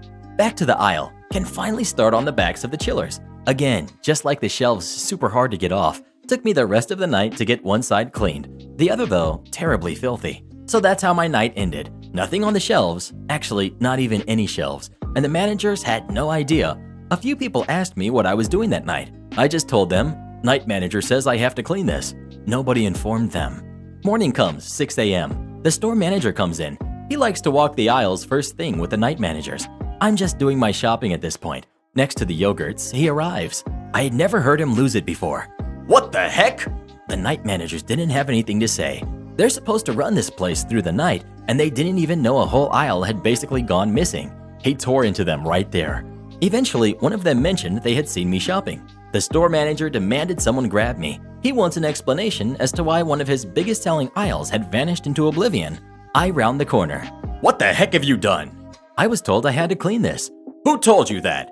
The night manager and the dairy manager. They interjected. We did not. Me. I have the notes from my attendance review signed by both of you stating that I need to clean as I go. Well, this isn't cleaning as you go. Me. Dismantling the aisle was the only way I had to get rid of the mold. That's when the store manager took a closer look at the back of those chillers. Not just a dark discoloration like he had assumed with his bad eyesight's. Moldy. He went off again and pulled them both into the warehouse for round 2. Cleaning the chillers is night manager's responsibility. This was inexcusable. I went back to shopping. Came in the next night to hear the fallout. They were both written up. The store manager made them stay and clean the other chiller wall. Then they put all of the shelves back up. Then put all the stock back out, plus the delivery that was also unworked from the night before. All in all, 7 hours past shift end, and they still had to come in that night. I never saw any retaliation. I heard that was specifically from the store manager, not because he's a good guy, but because it wasn't worth it from a legal and career perspective. I had followed instructions, and there are some pretty rigid labor laws and protections here, not to mention a strong union. They didn't want head office to get wind of how filthy they had allowed a food chiller to get, opening up the company to all manner of fines. Clean as you go. My parents keep breaking my PS4s that I pay for. Okay, so I've been trying to find the right place to talk about this since I don't really got anywhere else to talk about it. If there's another place that this belongs, please let me know. I'm going to start on the first PS4. For a while now, my parents are pretty big fans of breaking or disciplining us if we misbehave. But as time went on, their discipline did not affect me because I was used to it. Since I would show no reaction like they wanted to, they would result in taking or breaking my belongings. They would always use the same saying, "There isn't democracy in this household, and you will do what we tell you when we tell you." I'm just trying to get the whole situation over with and not be called names by my dad. I can't remember the reason why the first PS4 was broken, but I can remember the last two, and I will say how and why they did it. The second PS4 I bought was a new one, just like the last one with a whole terabyte. It lasted for a while. Fast forward a couple months later, my brother and I get into an argument completely not regarding the PS4. My mom gets mad and says, "Since you guys want to always argue, I'm throwing this PS4 away." We were obviously still mad at each other, but then I noticed what she said and went on to ask why is she throwing out the PS4 I paid for. And she went on to say, "This is my house, and you will do what I say, and this PS4 is a demon." So legitimately continued to throw my PS4 about 5 feet off the ground into the grass. I was just in disbelief that she just broke my PS4 over something that had nothing to do with it. On to the next PS4. I obviously lost trust in my family So I bought a used PS4 with 500 gigabytes for about $180. I'm pretty sure I was robbed. The first thing she says when I get the PS4 inside the house, she goes, I can break this one just like the others. I was annoyed, and I just responded, I'll just break your TV, and she laughed it off. Obviously, I wasn't going to break the TV because I don't like getting in trouble by my dad. Fast forward a couple of months, and I get into an argument with her because I said, I'll do it right after this match, and for some reason, she decided to unplug my PS4, grab a bat, and in front of the neighbors, breaks my PS4. She believes I'm emotionally attached to the PS4 and it's a demon, which I am not attached to it at all. Just annoyed my money has been wasted again. All I said was, if you're going to make me watch, at least do it inside without the neighbors watching. She again discusses how, you do what I say when I say. You should be thankful for all of this, and whatnot. At this point, my payback was simple. Just stop communicating. I started becoming a lot quieter and not telling them about what I'm thinking and stuff like that. Just overall being the quiet kid. I rebought another PS4 cheap, and I kid you not, I got the I'll break that one also BS. Luckily, I still have this PS4, and I've been not using it at all with her inside the house, clearly showing I don't trust her at all. She realized this and said, why aren't you playing? And I happily responded, because you might break it. I didn't look at her face because I was on my phone, but all I heard was her leave my room, which actually felt great to finally let them know I don't trust them at all with my belongings. If my new PS4 is broken, I'll make sure to update this forum. But as for now, I'm grounded from using my PS4, which is new. They grounded me because I was watching TV during class. After having this post up and replying to many comments, I finally come to my senses, and I'm truly sad about how I really feel, and I've been hiding my feelings to myself. Thank you everyone for helping me realize what's wrong with this. A good amount of people have said, you are addicted, but I will explain why I get so many PS4s. I play the game to be happy and make money. It's a source of income for me. Not only that, I talk to people on a personal level that do help me with my issues. Gaming isn't always, I better win. The community on PS4 has helped me a lot. There was a point where I was in a really dark place, and a man on there told me, I bet you have it tough, but at the end of all that hardship, there's a reward that you've earned. I will never forget what he said, and to this day, I talk to him about my issues. I want to make it clear that the main reason for buying a PS4 is not to play games, but to talk to someone. Talking to people over a hotline isn't the same as talking to a guy in his 20s or 30s telling you how he overcame his problems. The gaming community is the reason I'm breathing, and I can without a doubt say posting this story on Reddit helped me so much on realizing my mistakes and what I should do. While I was reading all of the replies and comments, I've come to a point of tearing up because I blocked out everything that's wrong with my family. I couldn't thank everyone enough, except for the one guy that said, stop complaining and grow up. You, sir, are the human embodiment of used toilet paper.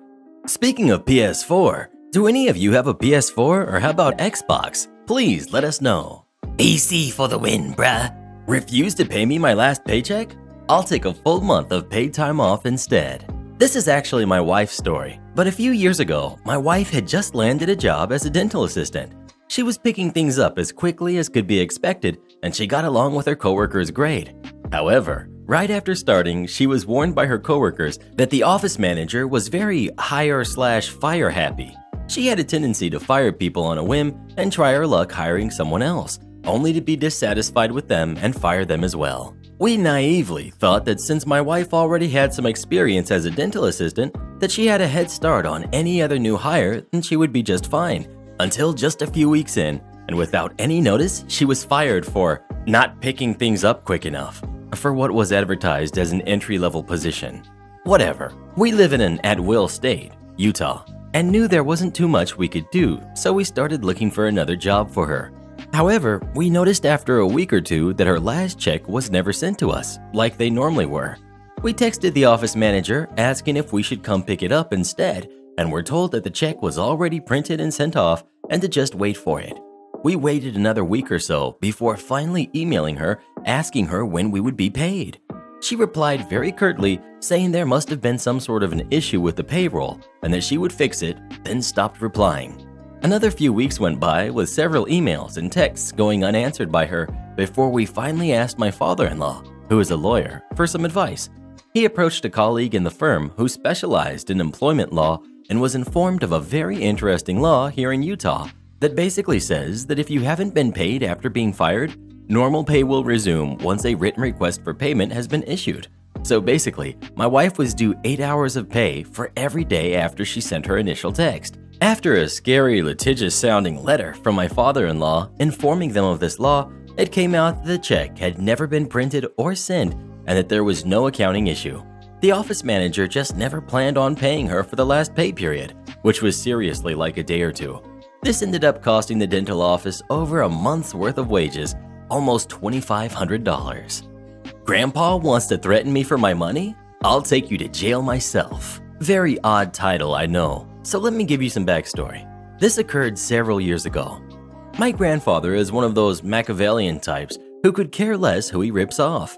He spent the majority of his adult life in prison, including from the time I was 6 years old until I was 18. Essentially, he can't stay clean or away from crime. The lengthy stay during my childhood was for robbing a bank. After release, he's constantly stealing from his very elderly mother and doing every underhanded thing he can think of to avoid having to actually work. So after I graduate, I begin to work in the corrections field. After a couple years in prisons, I managed to land a great job with a county home confinement office. This was great until my grandpa decided to rob a pharmacy and is placed on home confinement as a condition of his bond. I lived in another county than he did, but he managed to come to the city I live in to commit the crime, thus forcing him to find residents in my town to serve his home confinement. So he gets placed on home confinement, and I explained to my supervisor, who I have a great relationship with, the situation. My supervisor doesn't really worry about it because he understands I have no real relationship with him and I'm not going to treat him any different than anybody else on our caseload. Everything goes fine for a couple of weeks until my grandpa starts texting me when he knows I am on call to try and get out of the house. I tell him that I can't let him do that, and he begrudgingly accepts that. Over time, he's constantly trying to get favors more and more. Family members asking me to deliver him money and groceries because I live in the same town, etc. Eventually, he gets hard up for money because his family source has cut him off and starts asking me. I tell him I can't do that, and even if I could, I didn't have the money to give him. He isn't having that, so he decides to threaten to leave home and come to my house and tell my supervisor I gave him permission. Obviously, if he did this, it would show on GPS that he was at my house, and that would look bad no matter what the circumstances. I decide to call his bluff, and because of the escalation, I figured it was time to handle the situation before he takes it any further. The next morning, I tell my supervisor he should call him in for a random drug screen. This happens, and to no surprise, he hits positive. This puts him in violation of his terms and release, and I have the honors of putting him in handcuffs and driving him to jail myself. Upon his court date, because I was the one who charged him with violating home confinement, I got to go to the court hearing to find out if they would reinstate him. The judge asked if the home confinement office is okay with taking him back. Our local judges always ask us this on violations. I told him no, so my grandpa had to spend the next 8 months in jail. Have you ever had a family member threaten you for money? If so, what did you do about it? Please let us know. Ooh, Grandpa sounds like my kind of man. Am I the jerk for demanding that my wife pays back my $200 that my stepdaughter stole from me? I, 39 male, got married to my wife Sarah 3 years ago. My stepdaughter, Audrey, who's 14, used to have a good relationship with me, but sometimes when she gets upset, she says some pretty harsh stuff. And lately she's been acting out and would literally yell at me for just asking, "How are things?" My wife says I should take a step back and let her have some space, which is what I've been doing for the past 2 months. Yesterday, while my wife was at the store and I was watching the news, I saw my stepdaughter walking out of my room. I thought nothing of it. She's usually there for a pack of tissues, / her mother's laptop and other stuff. We finished dinner, and before I went to bed, I went to check my closet and found that there was money missing, $200 to be exact. I was keeping the cash to give it to my brother the next day to help pay for his wife's hospital bill. I was confused. I asked my wife if she went shopping with my money, and she said no. I gotta say, I had suspicions, but didn't want to jump to conclusions. The next day, my stepdaughter came home with shopping bags and looked delighted. I asked her where she was, and she said at the mall. I asked where she got the money. She said that her mom gave her the money. I asked her how much, but she got mad and told me off, said I was being a jerk and that I ruined her mood. I was mad, So upset because that was the money I was supposed to help my brother out with. I waited till my wife got home and I told her what had happened. My wife started begging me to not confront her daughter about the money she took because that would make her hate us both, and made excuses saying she's just a kid, she didn't know, told me to hide the money elsewhere next time. I lost it. I told her to pay me back the money that Audrey took because that was not okay, and since she chose to let her get away with that, and that I shouldn't try to parent her. Trust me, way too many people told me to not try to act like a dad to her. Then she should be paying me back my $200. She tried to argue about how money is always more important to me and that I don't care about her or even try to understand why Audrey is doing this. The whole evening was quiet. I sat there in silence, unable to even tell my stepdaughter what she did was wrong because that's her mom's wish. Well, what do you think? Do you agree with OP or with his wife? Please let us know. Tell her to call me up next time so we can go shopping together. Entitled mom tells her kid, "You ruin every family outing at a pumpkin patch." It's now a family tradition to say this to each other. Okay, so I come from a large family, and one of the things we enjoy is getting together to take the kids to the pumpkin patch, and then meeting up at my big sister's house for a stew, carving, and dessert. We've missed doing this the past 2 years, but that's another story. This happened, and I want to say about 2012-ish. My family had all met up at one of our local pumpkin patches, and we were standing in line for kettle corn, hot dogs, hot chocolate, and caramel apples. You know, pumpkin patch snacks. Most of us had already finished with finding our pumpkins and decided to grab snacks before getting lost in the corn maze. While we're standing there, we hear this lady, entitled Mom, saying things very loudly. "You are unbelievable. Knock it off," etc. We're all just kind of looking at each other like, uh-oh, someone's in trouble, but we don't see where it's coming from right away. I then look over and see my best friend, we'll call her Amy, with her daughter, we'll call her Heather, who was about 10 at the time, in tow, kind of rushing towards us with this crazy look of, what the heck, on their faces. I notice she doesn't have their pumpkins yet. Me, aw, couldn't find any good ones? Amy, OMG, no, we stopped looking because it was getting crazy over there. Me, huh? What do you mean? Heather, looking at Amy, says softly, Mom, can we maybe get pumpkins later? You know, like after they leave? They was whispered, even more followed by her giving a quick glance back to the area they had just left. Amy to her daughter, sure, sweetie. Then she looks at me and says in a hushed tone, there's some lady over there yelling at her kid. I think it's her daughter, but the girl is just crying that she wants some other pumpkin her dad got. Amy then continued to tell me that this girl can't be more than 5 years old, and she just keeps saying, no, I want daddy's pumpkin, to the entitled mom, but entitled mom is not having it. Apparently, the kid was firm and kind of soft-spoken at first, and then the mom seemed like she was trying to hush the situation, but when the girl wouldn't give in, entitled mom lost it and started yelling things like, knock it off, just quit already. Both Amy and Heather were standing fairly close to them, and when entitled mom lost it, it made Heather jump and rush to Amy for protection. Amy told Heather, let's go find Haunted Dreamer 78 and see if she wants to help us pick one out. Heather agreed and they rushed over to me. I looked down at Heather and asked if she wanted to do the corn maze first and then we could get her a pumpkin. She was happy about that. Then I asked if she wanted a hot chocolate and started asking her if she wanted to go stand with my mom and my little brothers so she didn't get bored standing in line when we heard entitled mom start yelling again. This time she was marching past us, dragging her kid by the arm. No, not literally dragging. We would have stopped them if we had seen that. So she's pulling her daughter out of the pumpkin patch and heading towards the exit and parking lot. All the while, she's making these loud, grunting exasperation noises, and my whole family is watching on, trying to figure out what's happening. To be honest, everyone at the patch within earshot of this lady is watching. Then it happens. She pauses slightly in her grunting rampage towards the exit long enough to look at this 5-year-old and says, you ruin every family outing, and then continues towards the exit. We all just look at each other in shock, and then something else, perfect timing, happens. My son, 12 years old at the time, wasn't looking where he was going because he was distracted by the entitled mom as well. He trips slightly on a hay bale and drops his hot chocolate on the ground. I looked at him and with a huge smile on my face yell, in the most obnoxious entitled mom voice I can muster, OMG, you ruin every family outing. All I could hear was laughter. I looked over at entitled mom and she was frozen in place for a minute before turning red and running out to the parking lot. No one clapped. It was just funny to those who witnessed her behavior. And yes, my son laughed too. He knew I wasn't serious.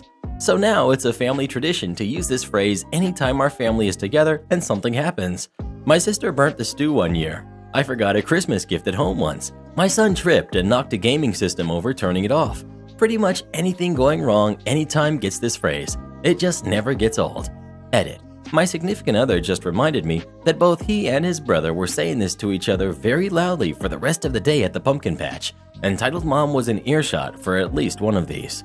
Am I the jerk for expecting him to eat leftovers? Me, 32 female, and my fiance, 35 male, were having fun watching our show.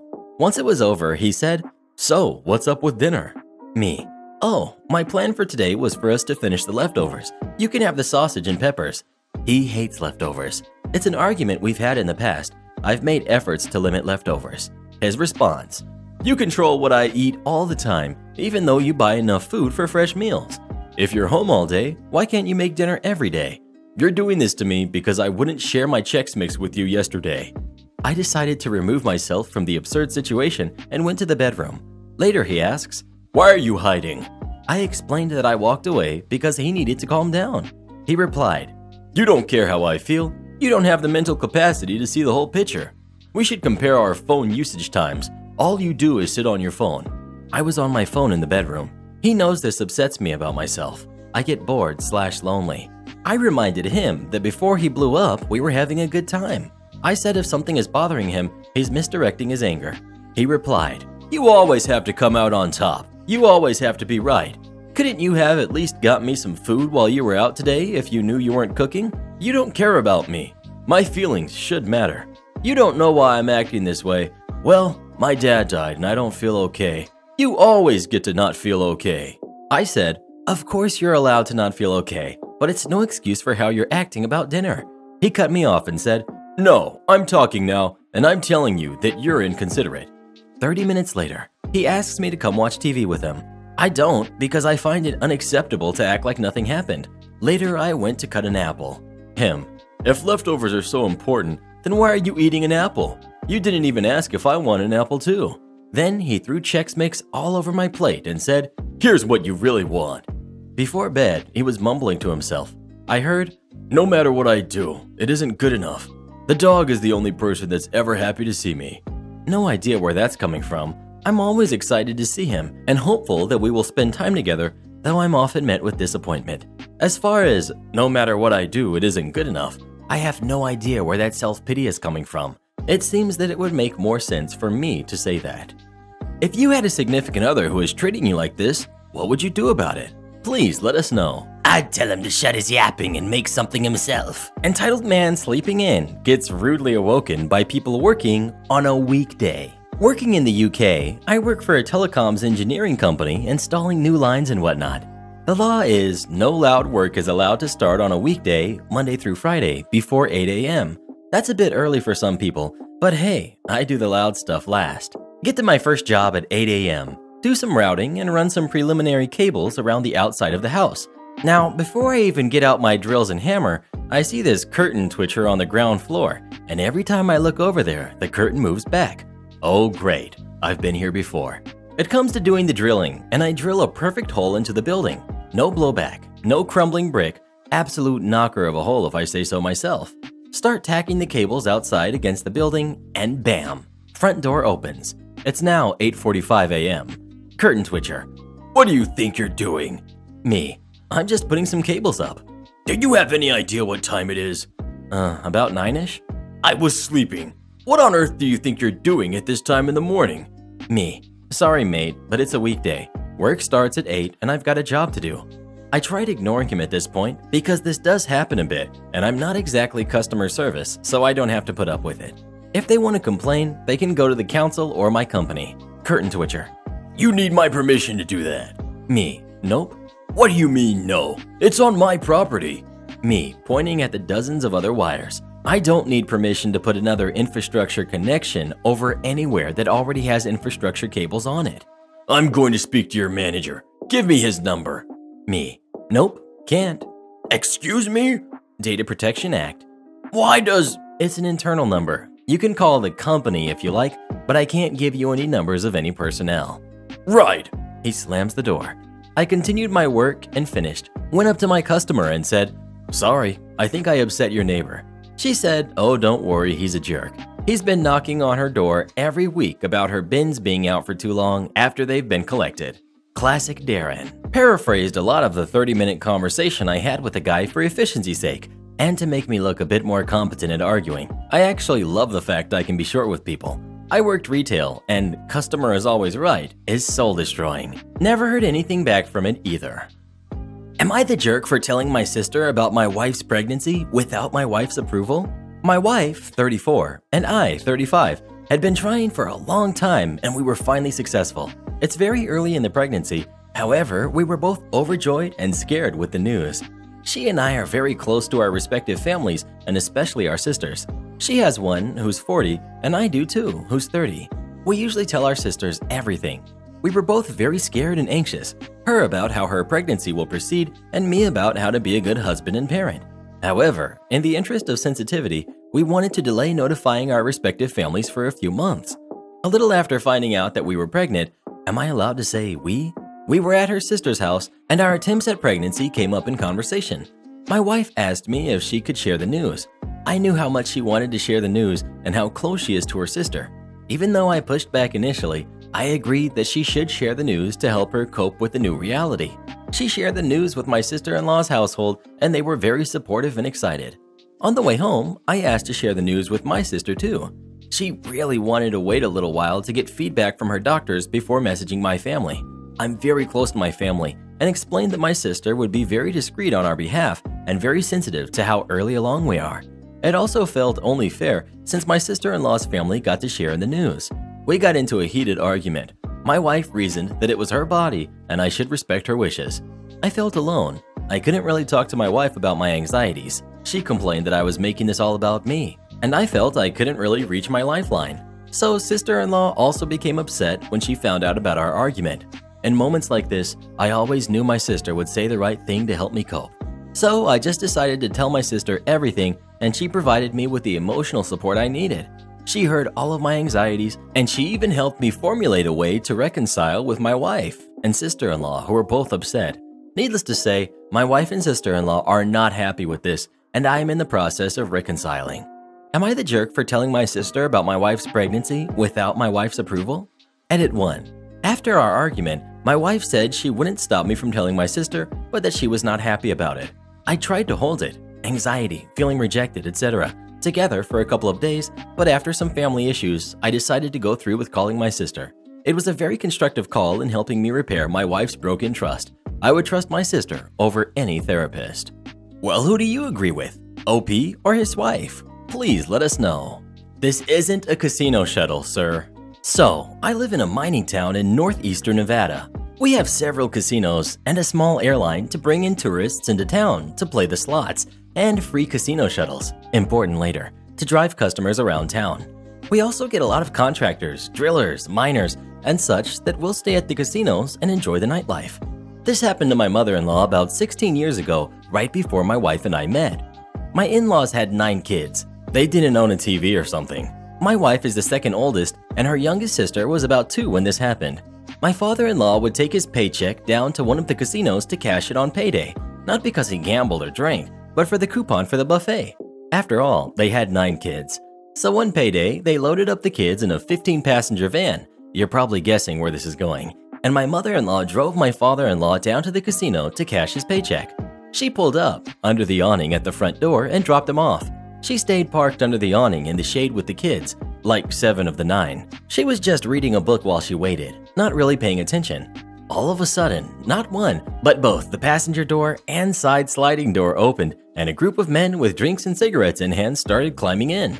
The guy who jumped in the passenger seat started giving her directions on where they wanted to go, while the guys climbing in the back seats just froze. As they were climbing into the side door, they came face to face with all of the kids in the back. My mother-in-law was just sitting there with a shocked look on her face as the guy in the passenger seat still hadn't realized what was going on. I don't know if it was my mother-in-law's shocked or confused look or not hearing his friends laughing in the back seat, but he realized something was up. He slowly turned around to see a whole gaggle of confused and slightly scared kids. His gaze turned back to my mother-in-law. "This isn't the casino shuttle, is it?" he asked. "Nope," she replied. "It's not." All of the men were very apologetic and felt very bad. They weren't bad people, and they didn't throw a fit. All in all, it was a pretty happy ending, aside from a little scare to the kiddos, but they all still laugh about it to this day. Moral of the story: if you drive a big white van, don't sit parked with the engine running outside of the front door of a casino. Am I the jerk for refusing to support my sister-in-law's jewelry business? My sister-in-law, Jane, is a lovely woman, but not an amazing jewelry designer. She started her business about a year ago, and I bought a ring out of support. It's fine jewelry, so real gold, real, albeit fairly low-quality gemstones. I paid about $800, and the setting of the gemstone broke, resulting in the gem getting chipped. Jane refused to replace the ring or fix it for less than $100, and she blamed me for being too rough on it. I had owned the ring for 2 months now, and it broke on the 4th time I wore it out. Generally, Jane's jewelry is admittedly of poor quality. A lot of her designs are ripped off from established designers, although she says she's merely taking inspiration from them. I decided after the incident with the ring that I would not purchase any more of her jewelry.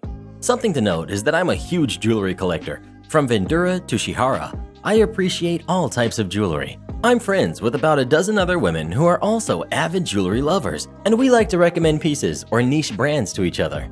Jane originally didn't have many clients, but she's lost virtually all of her business because of what's going on. She's insisting that I purchase more from her and share it with my jewelry friends to encourage them to buy from her. However, I would have to pay, out of my own pocket, hundreds to thousands of dollars to basically be a walking advertisement for her. She's not loaning it or anything in exchange for me to promote it. I shot down any possibility of me buying jewelry from her, but now she's asking me to just recommend her business to my friends. Honestly, I don't want to. There's nothing good I can say about her business, and I don't want to recommend a business that I know has poor customer service and quality to my friends. I told her that her designs weren't my friend's style, but I'd mention it to them anyways. I did mention her business to them, with a warning about my experience, and none of them bought anything. After a couple of weeks without sales, she's begging me to buy something or get my friends to buy something. I might have given in before, but she's actually raised her prices due to gold price going up and lack of sales, which makes it even harder for me to stomach her products. I told her that I can't support her business anymore, as well as some constructive criticism about the quality of her jewelry. My brother and Jane are furious. Jane is passively aggressively posting on Facebook about how you know who the real ones are when you start a business, how family needs to be there for each other, etc. My brother called me and told me to stop being such a diva because I could afford it anyways. Entitled mom loses it when I block her daughter on social media. So, this was this morning and I am a bit upset. My ex-friend decided to block me on all social media because of a text message stream we had back in November of last year. I'll try to rewrite it here. Also, we're both 14, if that clarifies anything. Friend: so I like other friend's name. How about you? Me: I like you. Friend blocks me. Now I'm confused and I asked her friends why she did that. They all say it's because she hates me for putting her on the spot like that. For the rest of middle school, she bullied me and got her friends to as well whenever they saw me. During quarantine, I guess she unblocked me because I got a text from her saying, "Hey, I'm sorry about what I did. Can we be friends?" I thought about this for a bit, and I hate being rude to people, so I just said sure. Now her friends at golf think we're dating. She calls me names like Boo and Babe, even though I have asked her not to. This was my final text message with her. Me: I don't understand why you are calling me this. We aren't dating. Friend: yes, we are. You asked me out when you accepted my friendship again. Me: I never meant it that way, and if you think that, then I'm breaking up with you. Friend: you can't do that. I'll choose when we're over. Me: alright, bye. I block her. A few days later, or this morning, I get a knock on my door. I open it to see friend bawling with her mother, entitled mom. Me: may I ask why you're here? Entitled mom: how dare you break up with my daughter? Me: we weren't even dating. Yes, you were, you little jerk. You're such a jerk for ruining my daughter's life. At this point, I start to close the door, knowing I won't get anywhere by talking to them when the entitled mom juts her foot out to keep the door open. She is significantly larger than me, so she can easily overpower me and manages to get into the house. Me: get out of my house! Entitled mom: I won't leave until you agree to date my daughter again.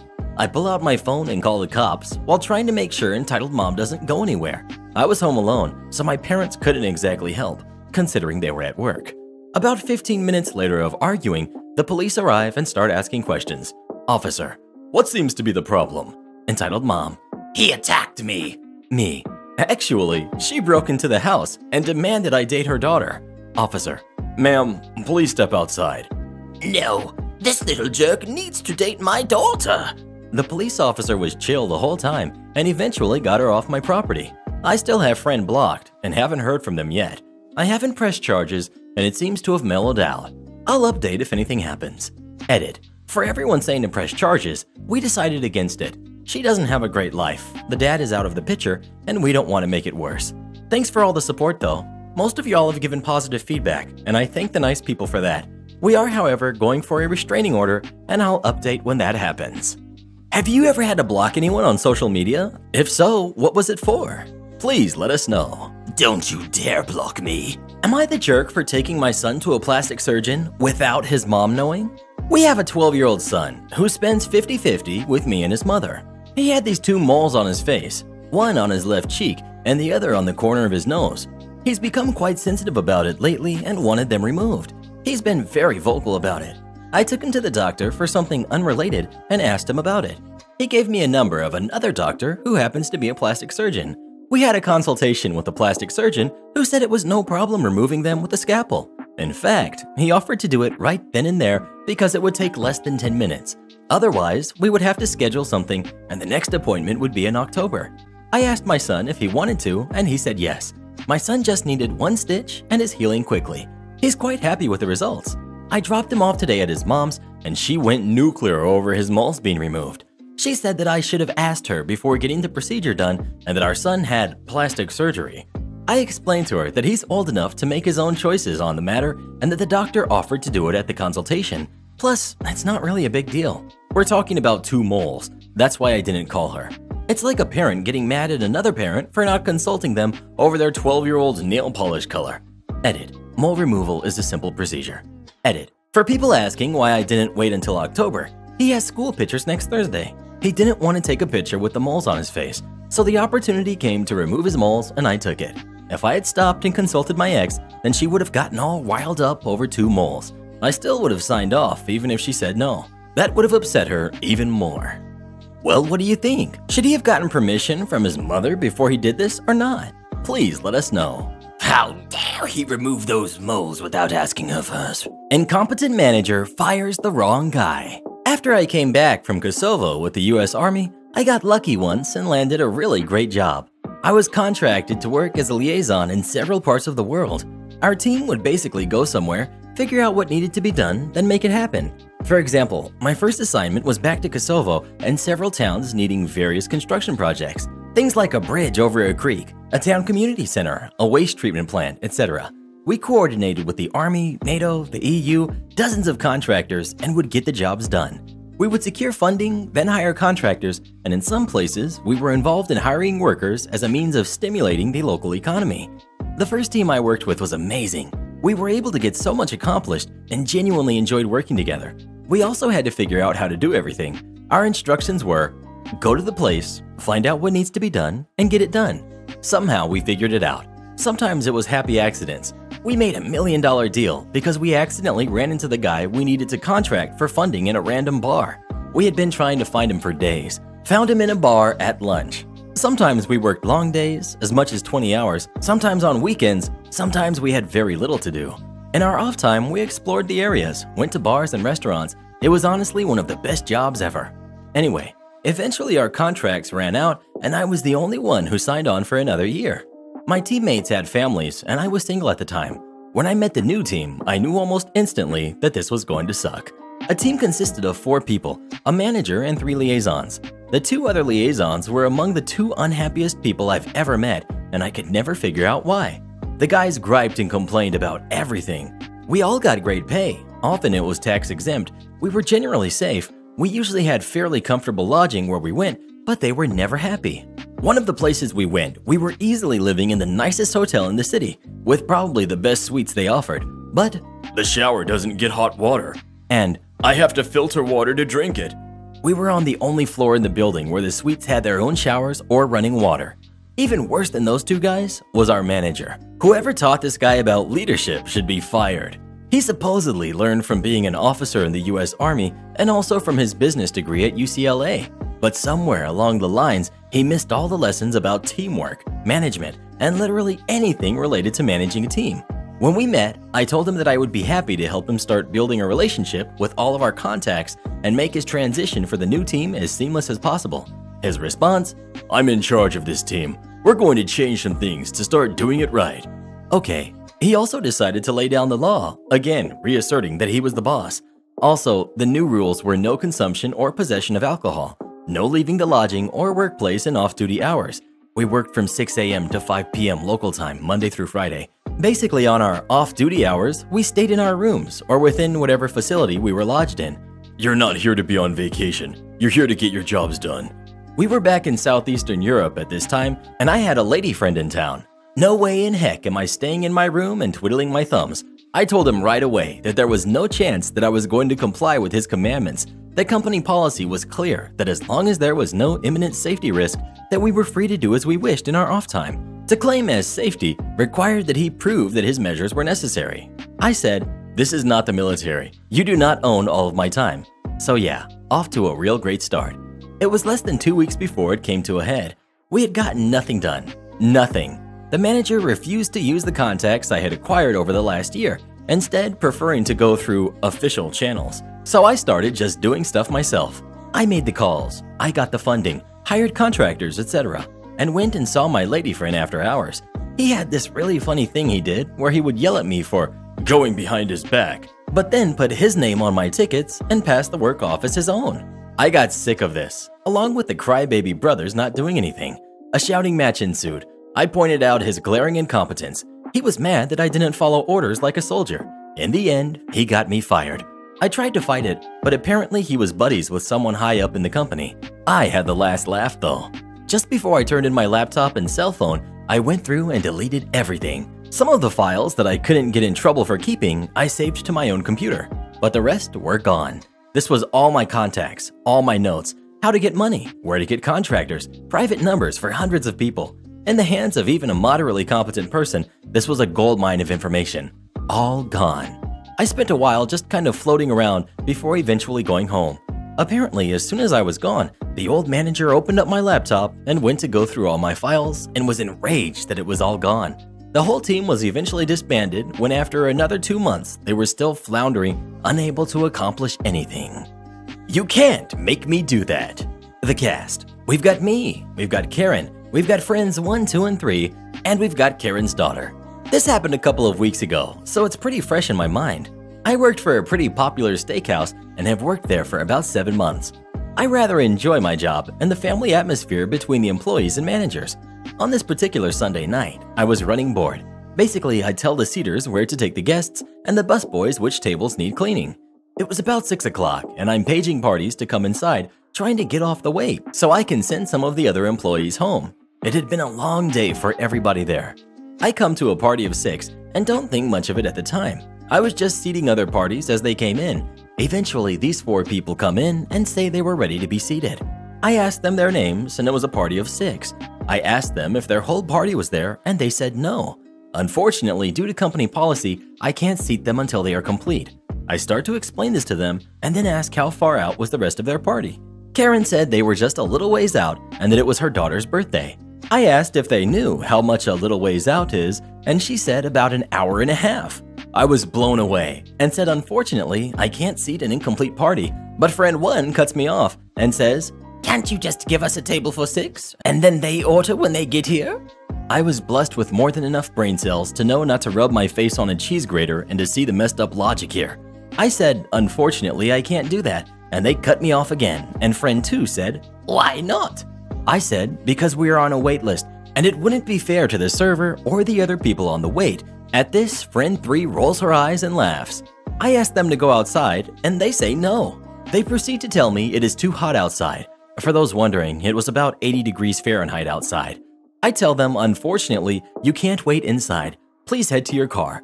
They eventually go outside and wait, complaining the entire way, except the daughter who was nice about it. They come inside 45 minutes later, saying they can be seated now. I ask if they're all here, and she says no, again. Now, ladies and gents of Reddit, I consider myself to be a good and patient person, but my patience was fast dwindling by this point. The only reason I haven't lost my cool was because of the daughter. She had this look in her eyes that said, "I'm so sorry for how they are acting." Plus, it was her birthday.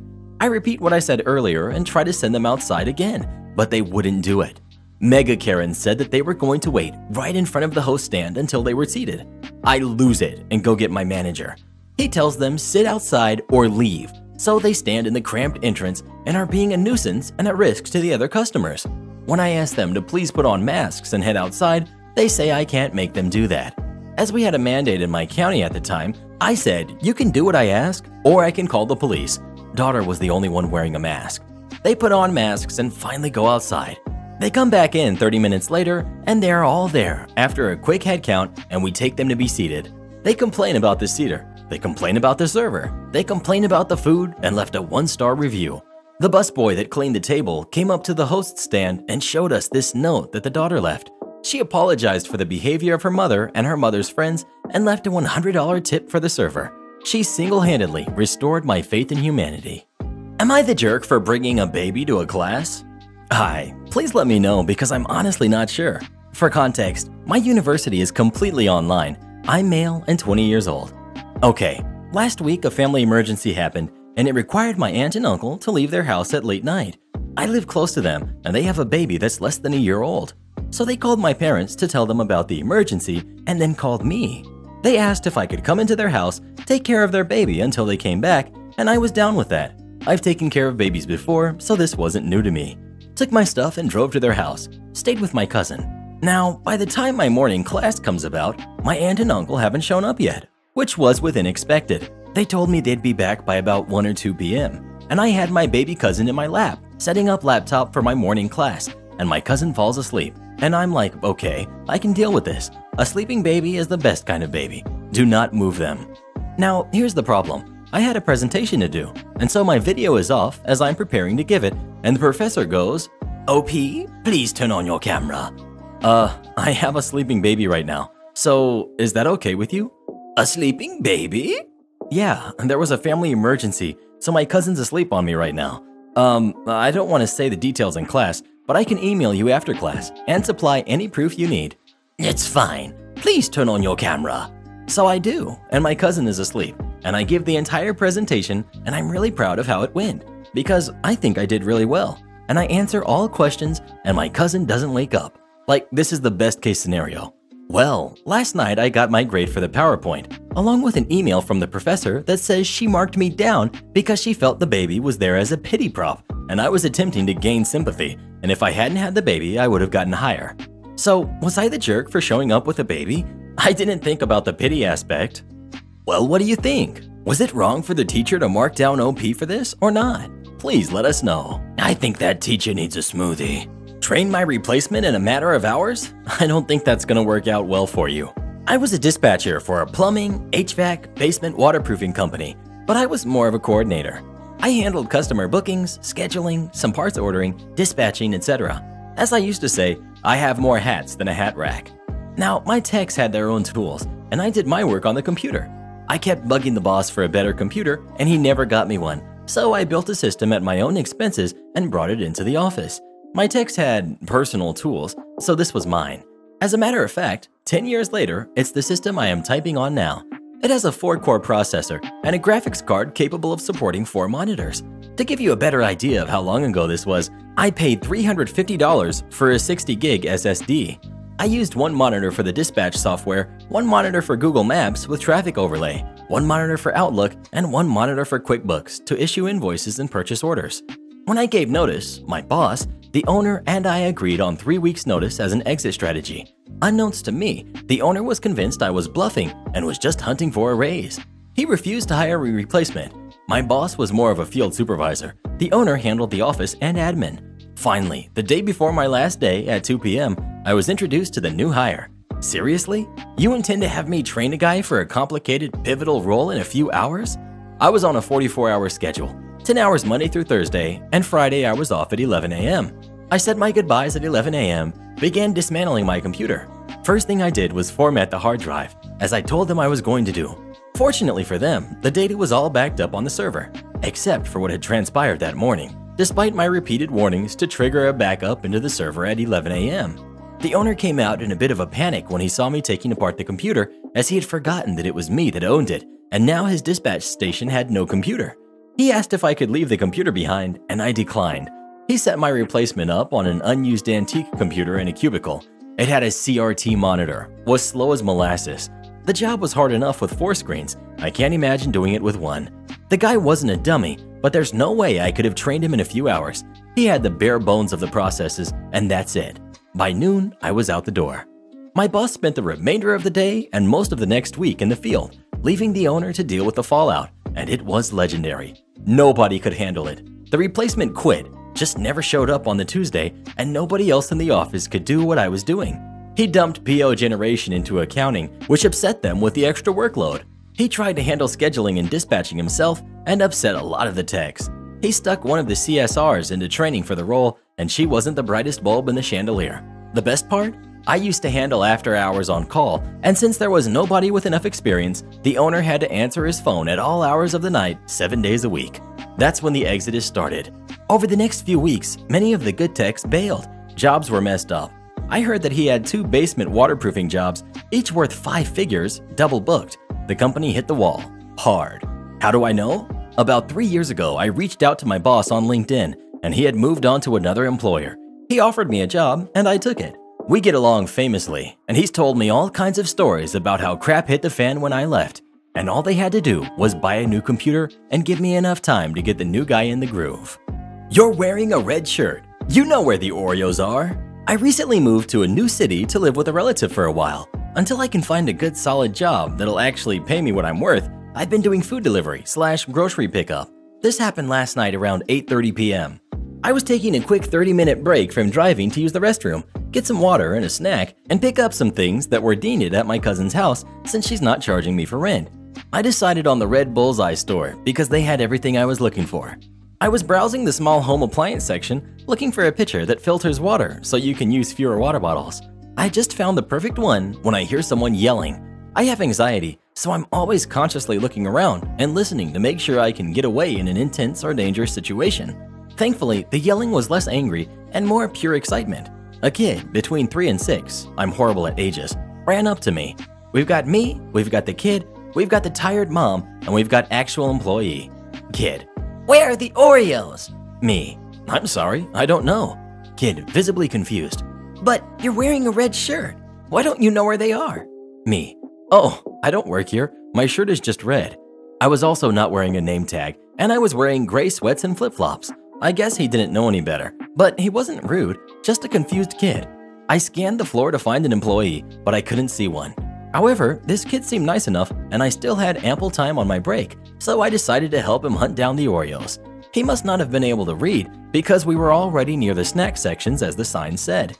Kid, my big sister's not feeling good. We're getting Oreos to cheer her up. Me, that's nice of you. Who brought you to the store? My mom. She's at returns getting us a new toaster oven because the other one doesn't work. After finding the actual package of Oreos, he requested double stuff so his sister would be double happy. I walked with the kid back towards the front. His mother was still standing at customer service and looked confused that her son was with me. Kid, I got the Oreos. This nice lady helped me, but she doesn't even work here. She said her shirt is just red. Tired mom looks embarrassed. Oh, I must not have told you to look at a name tag too. Make sure you tell her thank you. Kid, if it was safe, I would give you a high five. Actual employee. Tired mom, would you like me to ring that up here? Me, no, I'll pay for them. Tired mom, you can't, that's too much trouble. Me, it's okay ma'am, I hope your daughter feels better. I didn't feel like $4 was too much to spend on a kid that had made me laugh. Things have been kind of hard on me lately, so having a marginally humorous experience like this made me smile a lot. I normally work with kids, so this lifted my spirits a little. Sorry if this wasn't drama-filled like every other post in this sub. Am I the jerk for ruining dinner by telling the table next to ours to talk about something else? Me and my boyfriend went on a double date with my brother and his girlfriend. At the restaurant, the table closest to us began discussing a sensitive topic that is extremely and personally upsetting to my boyfriend. They were talking loud enough that it was impossible not to hear them. I know him well enough to know he would not react well, and sure enough, he started to look upset and left to use the restroom. He texted me and confirmed he was very bothered and said I should text him so he could come back when they stopped. While he was away, I went over to the table and told them it was a very sensitive topic for my boyfriend and asked them to please be mindful of who was around them and asked if they could discuss something else. They didn't say much to me, but changed the topic after I sat back down, so I told my boyfriend to come back. At this point, the dinner seemed like it could be salvaged, but when my boyfriend returned, after about 10 minutes, they started to talk about it again and began making dark jokes. My boyfriend excused himself again, and I became very angry and walked over to tell them how inconsiderate they were being. This time, it was more heated, and they talked back to me and then called for the manager. The manager told me to please leave the other guests alone or we would have to leave. I texted my boyfriend to explain and asked if he wanted to leave, and he said he did, so we left. My brother and his girlfriend said I was being ridiculous and apologized to the manager and the other table for the disruption. They stayed. My brother later told me that he and his girlfriend were so embarrassed by my behavior that they will not be going out to dinner with us again because we can't handle other people. Edit. I know this was an unpleasant situation for them, but it was unpleasant for me and my boyfriend too. Did I handle this wrong? What do you think? Did OP handle this right or wrong? Please let us know. Entitled mom tried to force me to spend $50 on her kid. I was at a Walmart, just looking to buy some small items real quick for an upcoming event. Plates, napkins, that sort of stuff. I go to check out when I notice a lady behind me. I don't say anything, but I can clearly see her digging through her purse with her left hand. I ignore it and keep waiting until it's my turn. Entitled mom. Excuse me? Me, unsure who she's talking to, so I ignore it. Entitled mom. Excuse me? Me, turning my head around. May I help you? Entitled mom. Can I go in front of you? I only have 2 items. I checked, and sure enough, she only had 2 items. Me. Sure, I guess. The lady casually walks past me as I attempt to awkwardly back up to give her space. I'm minding my own business, spacing out, when I notice I'm almost at the front of the line. Cashier. That'll be X amount of dollars. Entitled mom viciously digs around her purse. I only have this much. Hands over a couple dollars short by the looks of it. Cashier. I'm sorry, ma'am, but this isn't enough for your items. Oh no, I promised my son I'd get him this toy. Now, I don't know if anyone else would do this, but as soon as she said that, I instantly spoke. Me. I can pay the rest. Entitled mom. Really? You don't have to. Yes, she actually said it like that. Me. No worries, I'm sure your kid deserves it. Entitled mom, looking down at the items. Can I swap this toy out for another? Me. Sure? Entitled mom bolts off towards the other side of the store. I begin putting my stuff on the conveyor belt. I finish up and pay, which is exactly when Entitled mom returns. She puts the new toy on the conveyor belt, along with her other item. The cashier begins scanning, and I patiently wait at the end. Cashier. That'll be insert stupidly high price for her 2 items.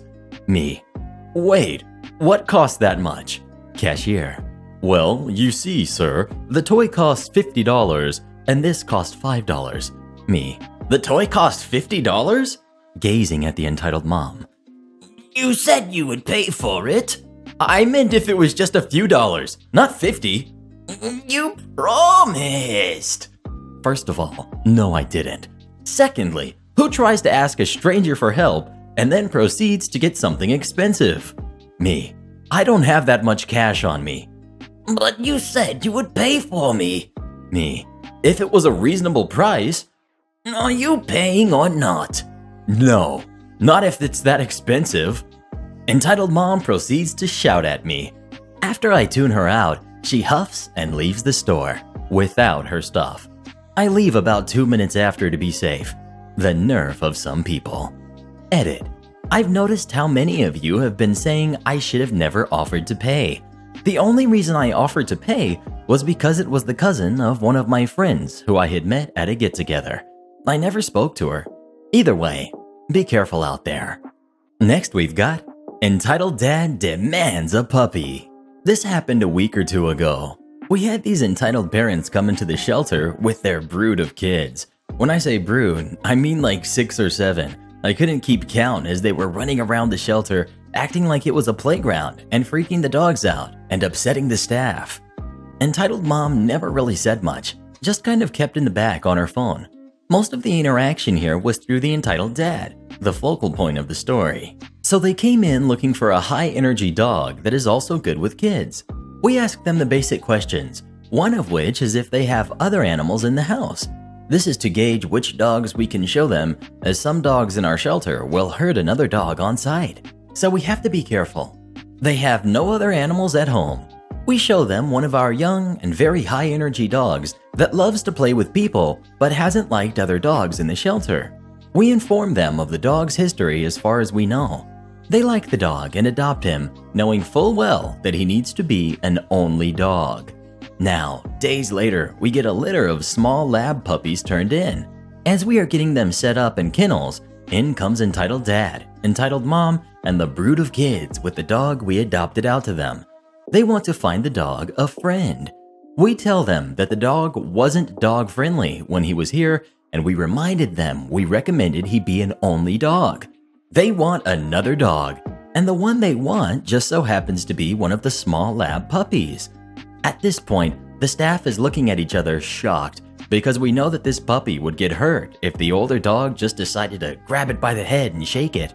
We try to tell them that the puppy is way too small and wouldn't be able to defend itself if it was attacked.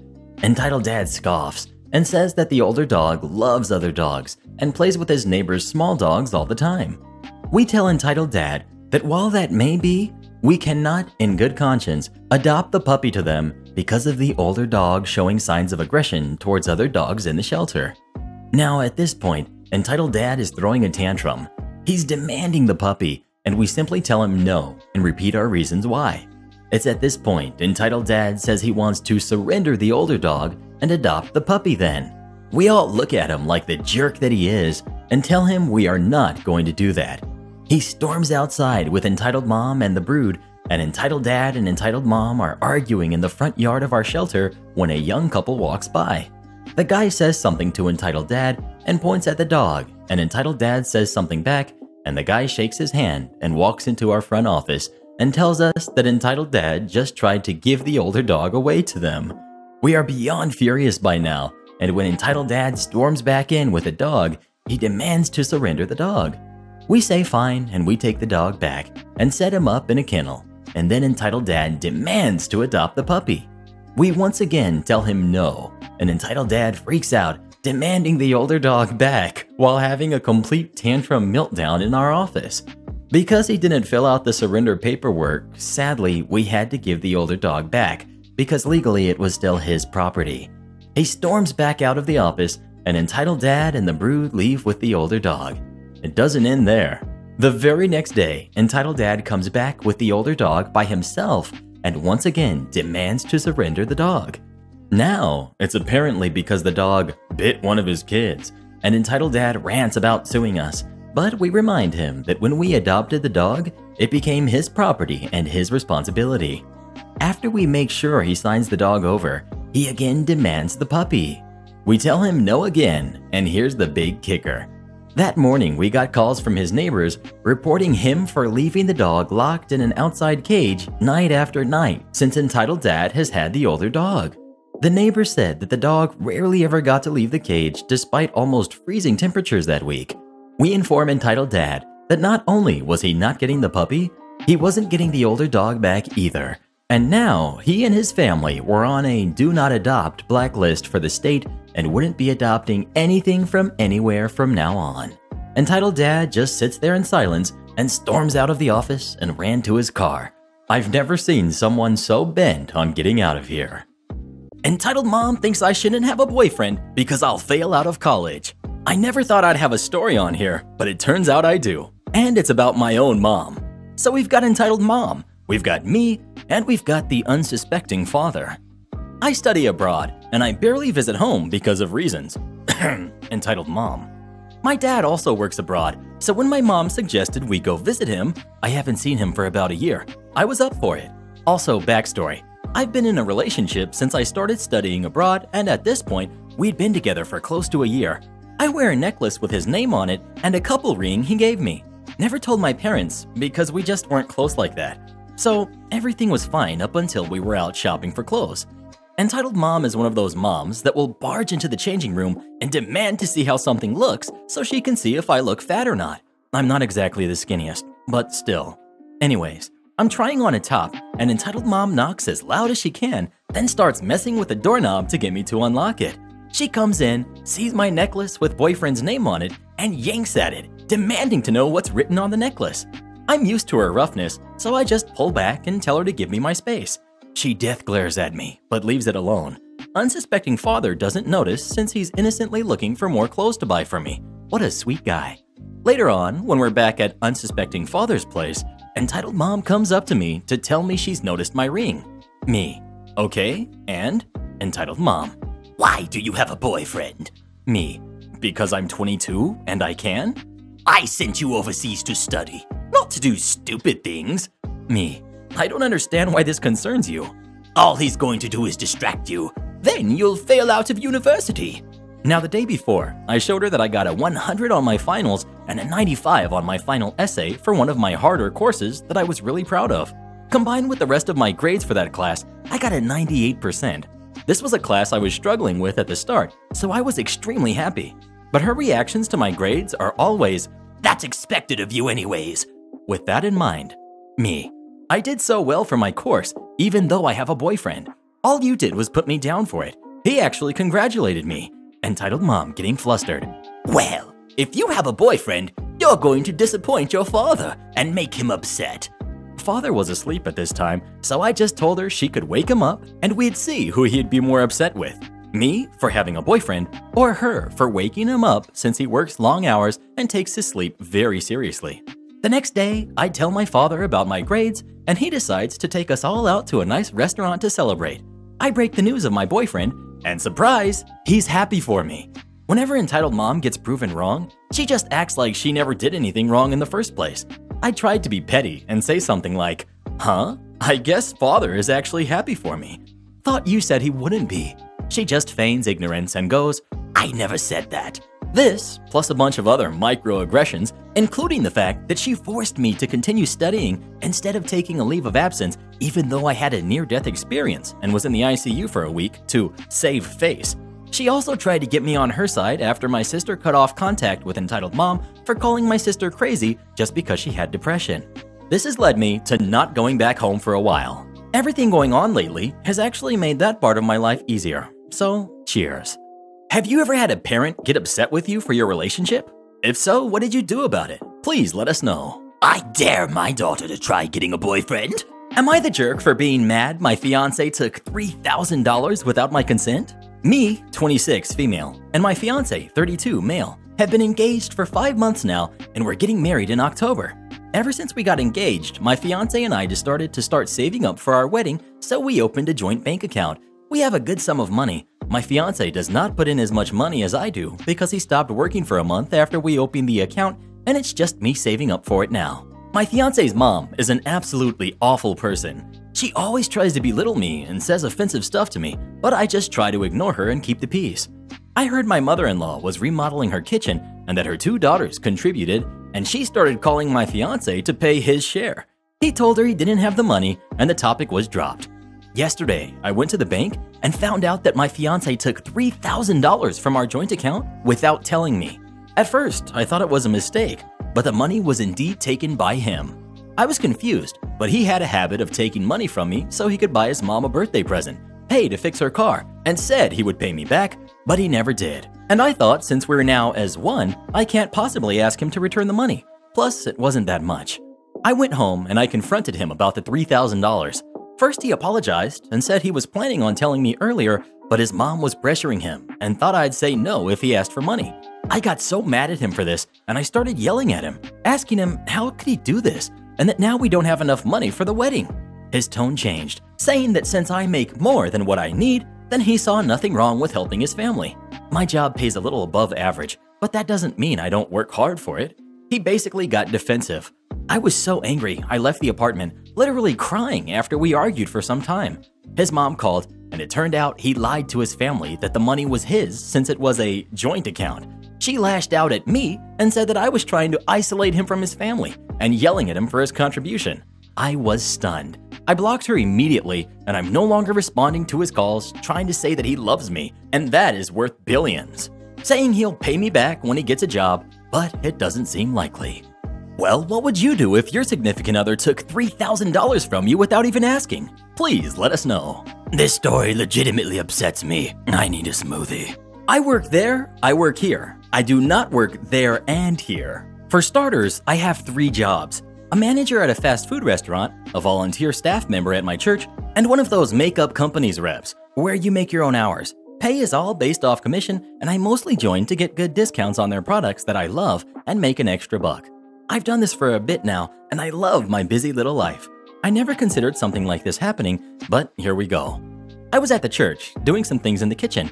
Because of what's going on, we can no longer serve coffee. But before service, I always make a pot for those who come early to help set up, so mostly staff and the worship team. While I was in there, a lady I don't know too well, who doesn't come often, came in to talk to me. I don't mind the company, and we started talking, even though technically she was not supposed to be in the kitchen. After the exchange of a few pleasantries is when it started. Lady: So, you're the manager at X Burger, right? Me: Yup, they are super great there, working around my church schedule and giving me special days off for events. Lady: Alright, so I need you to make sure they make my burger right after service. I want no pickles and extra mayo, large combo with a Coke or a Pepsi, whichever you have. I'll be right by after church, so have it ready for me, okay? Me: I'm sorry, but I'm not working right now. You can call the store and place your order, or do it through the app, but I'm working here right now. Lady, shocked: But you are a manager. I need my order placed. I don't want to have to wait in line forever. Me: I'm not on the clock. I'm not in uniform. I have work to do here. Lady: You don't work here. You work at X Burger. Me: I work here and there. When I'm here, I'm part of the staff. When I'm at X Burger, I am an X Burger manager. I work here tonight. I can show you how to use the app or give you the store number, but I can't place an order for you. Lady: No, I don't want to have to bother with all that nonsense. I'll just have to go to X Taco instead. I just don't understand why, as an X Burger employee, you can't just make my food for me after church. You work there, it's your job, and you get paid to do it. After that, she just left the kitchen, which I didn't have much time to think on because I had work to do. She refused to look at me until after the service, when she pulled the head pastor aside and was saying something, shooting daggers at me. I paid it no mind. Again, I had work to do, and I didn't want to assume she was talking about me. Whatever she has to say to pastor is none of my business. Just before she left, she came up to me, gave me the most fake smile I've ever seen, and said she was sorry for bugging me when I had so much important work to be doing and that I should have told her I had work to do. She still rarely comes and acts like nothing ever happened. Pastor never told me what she said, but made a big point to tell me that I was doing a great job that night. Speaking of burgers, where's your favorite place to get burgers from? Please let us know. I could go for some In-N-Out right now. Entitled Uncle tries and fails to steal our money.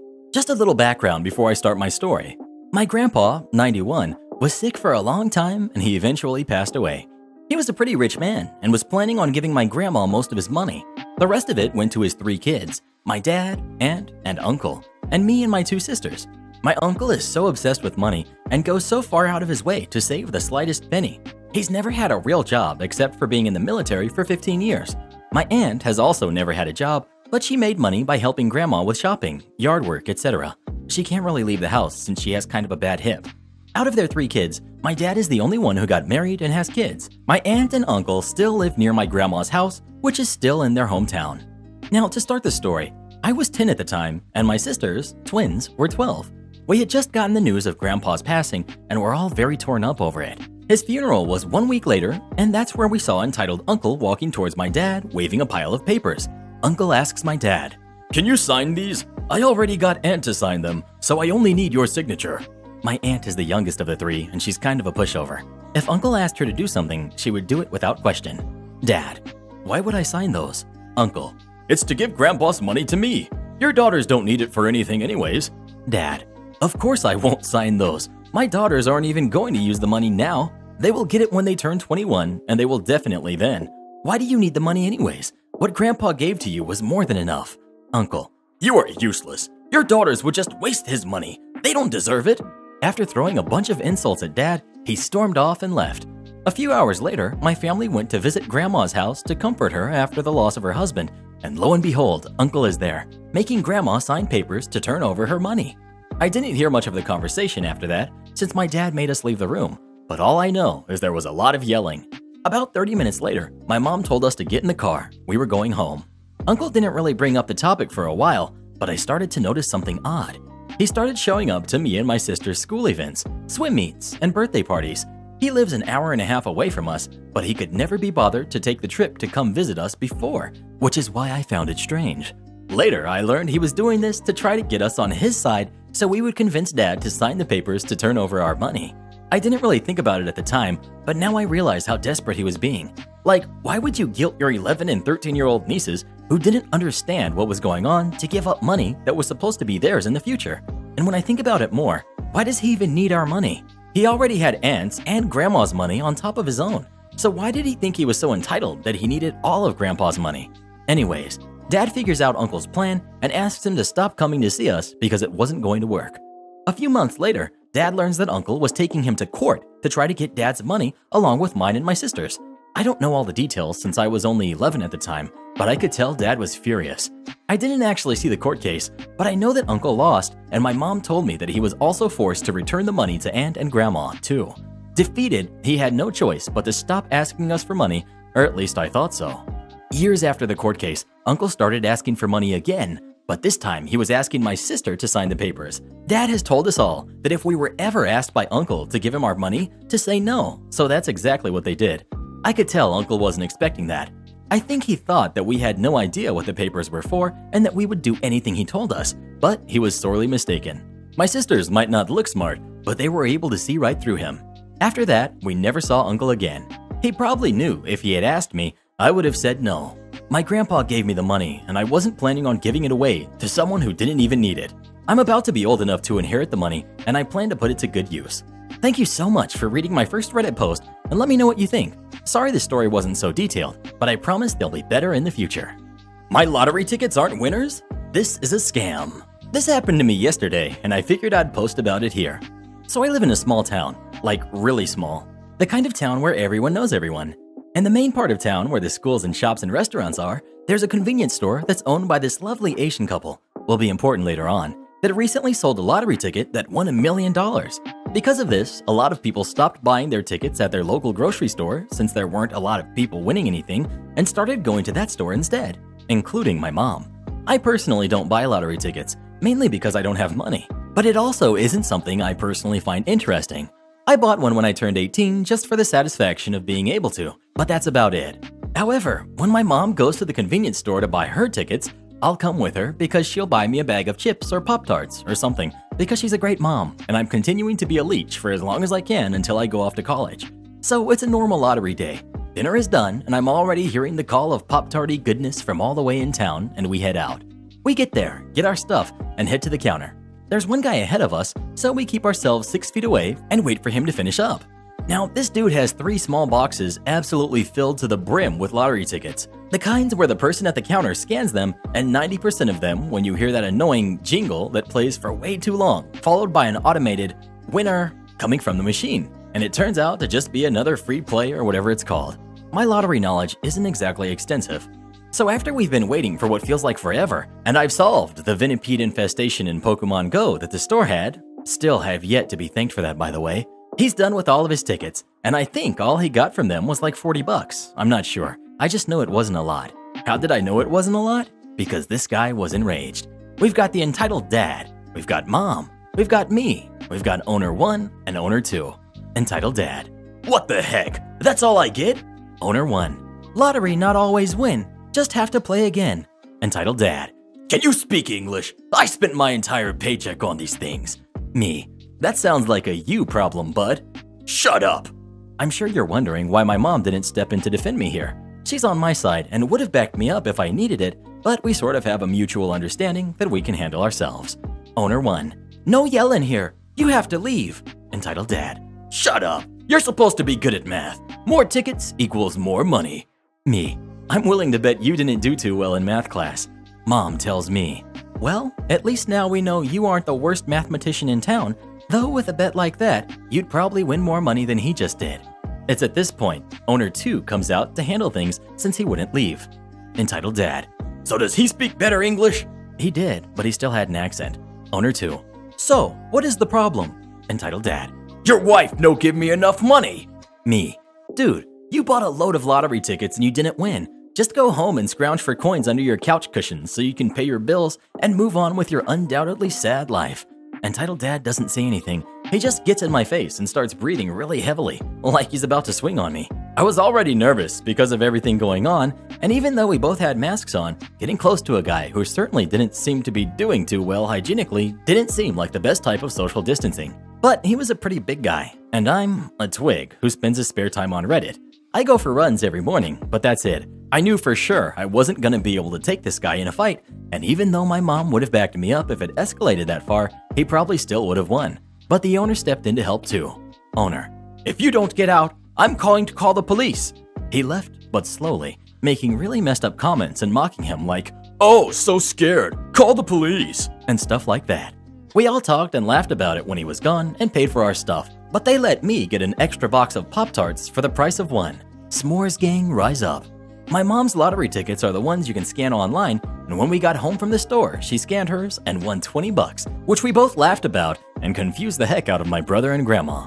But that's about it. I'll update this post if I find out anything new, but I wouldn't be surprised if that guy got shunned by the rest of our town for the way he acted. It's happened before, but we're usually kind of a, if you apologize, we'll let bygones be bygones town, which is to be expected. We're Canadian.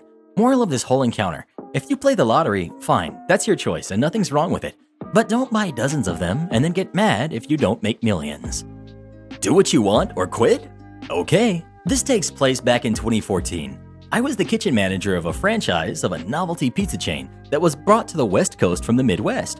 It was a fast casual type of place, and I was responsible for literally everything involving the back of the house: inventory, ordering, scheduling, training, cross-training, cooking, etc. The general manager, let's call him Dan, theoretically knew how to do the ordering and inventory, but he was transferred from an entirely different restaurant and wasn't really familiar with much of anything.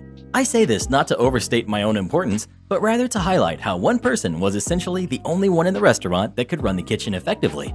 I was always begging the regional manager to let me train someone else in most of my duties, never approved. Sorry for the long context.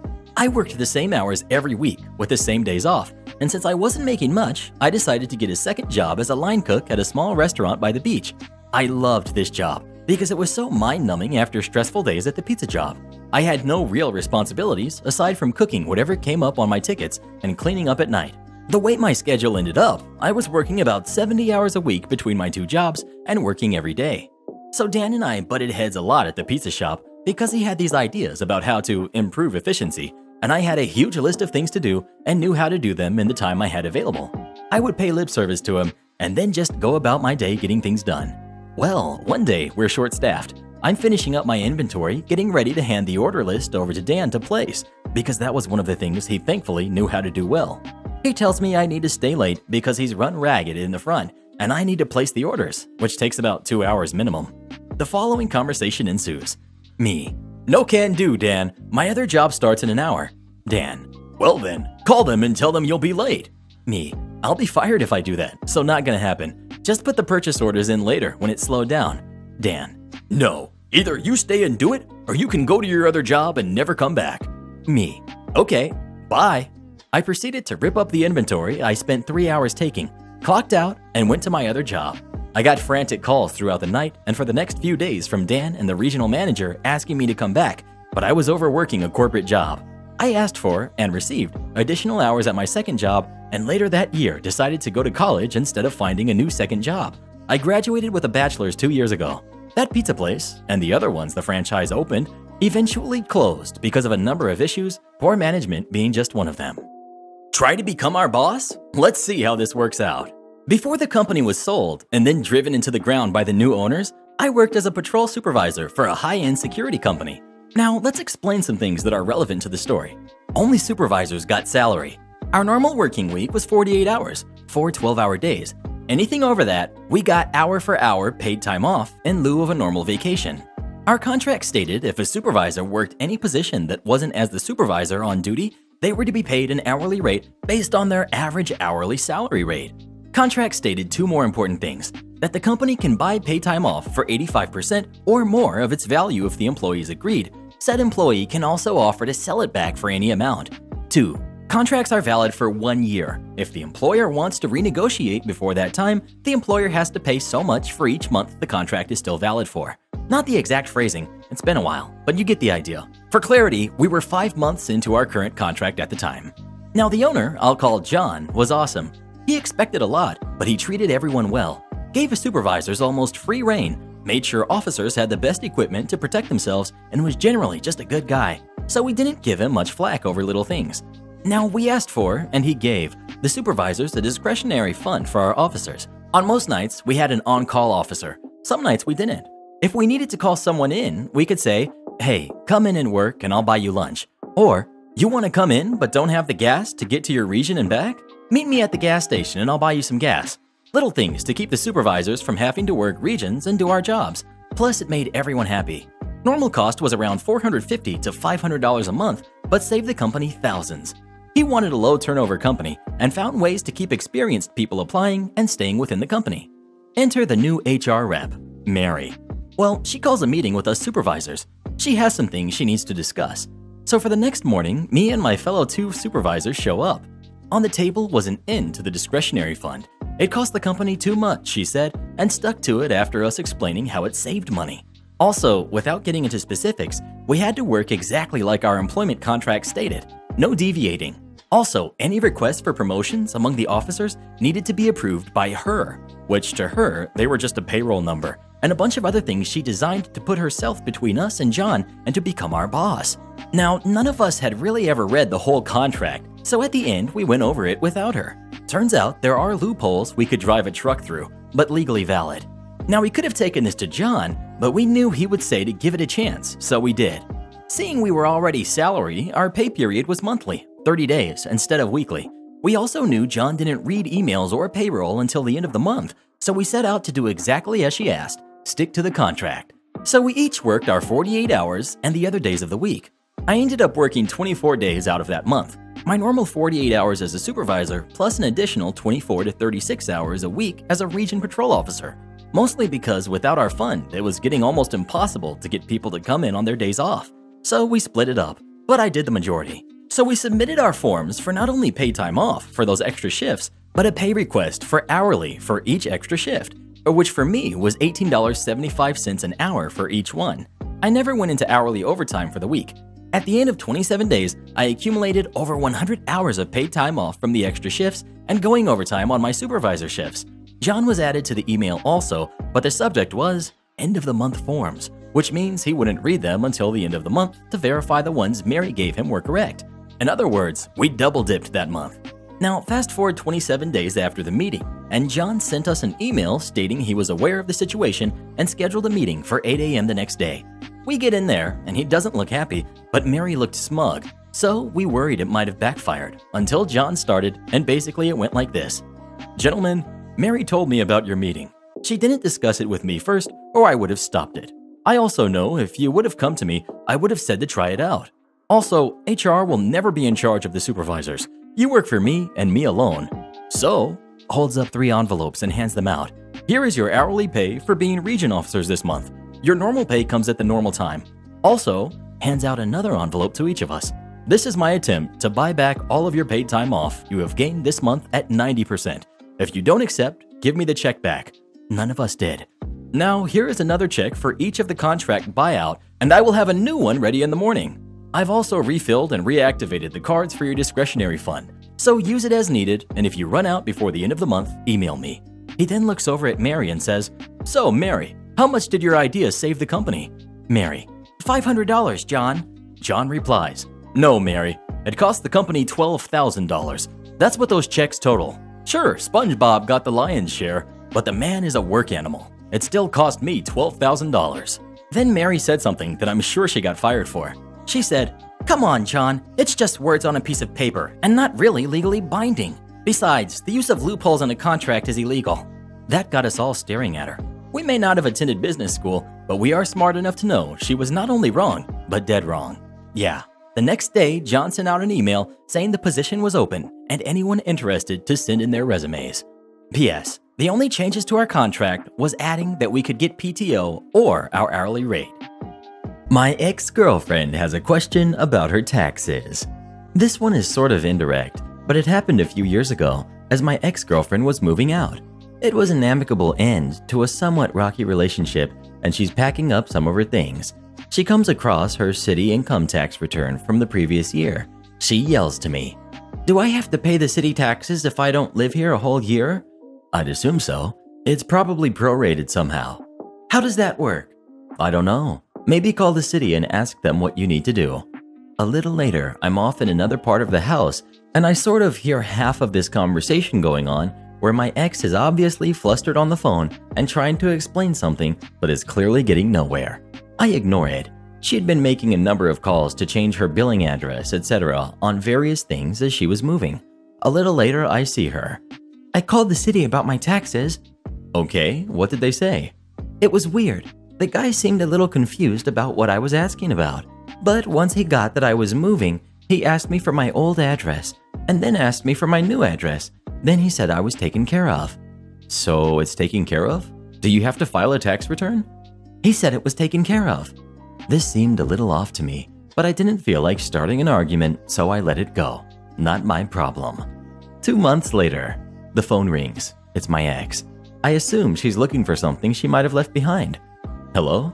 "I have your water bill. Why do I have your water bill?" "Huh?" "It was addressed to me, but it's for the water at your house." That's weird. I remembered her questions about the taxes. "You called the city about your taxes. Who did you talk to exactly?" "The city tax people. I told him I was moving. He asked me for my old and new addresses, and then he said it was taken care of." "Are you sure you didn't talk to the water department?" "I talked to the tax people." "Right. I'll check with the city." So I call up the city water department and explain everything you just read above to the guy who answered the phone. So, she called the water department about her taxes? I think that's what happened. And then she managed to accidentally have us put the water bill in her name? Apparently. I doubt she'd do that intentionally. She was moving out. Huh. That's hilarious. Yeah, she wasn't too bright. My parents opened a business solely to shut down their former employer. A little background. My parents grew up very poor, dropped out of school, and while they worked steady jobs, we were very poor when I was growing up. My dad worked in a factory under terrible conditions, and my mom stayed at home with my brother and I until we were both old enough to be in school full time. We've always had lots of animals for food, as well as lots of pets. Consequently, we learned how to groom dogs and became very good at it. Cue my mom getting a job at a local pet store as a dog groomer. She was hired by the owner, who was also a pastor at a church near our home and an assistant principal at a local school. My dad also quit his job at the factory to work with her very soon after. I was maybe 8 at the time, so after school I would hang out at the store and help clean, do homework, etc. After working for him for a couple years and amassing quite a large clientele, all the while working for pennies, I think I recall them saying he paid them maybe $150 a week. Both of them, not each. He decided he was going to fire my dad and keep my mom on so he could pay her less. They heard about this though and formed a plan. They would open their own pet store, offering grooming services and sell their products barely above cost so he couldn't compete with their prices. They left, taking all of their customers with them, and he was left scrambling to find a replacement groomer. Our store eventually became so popular that we moved to a larger location after only a couple of years. By now, I was about 12 and managing the pet store by myself after school, on weekends and over summer break. I loved it. By the time I was 14, Pet Store Jerk, who had owned his business for at least 15 years, had to shut down. My parents closed their store very shortly after and just continued their grooming business. I'd like to say that the jerk got what he deserved, but I don't know what happened to him after that. I think he was, and maybe still is, a pastor. Do this next. Tap here on your screen to come see our new podcast playlist, where you'll find thousands of hours of the best stories you've ever heard. Or tap the one on the right. That episode is specifically just for you, based on other videos you've enjoyed the most.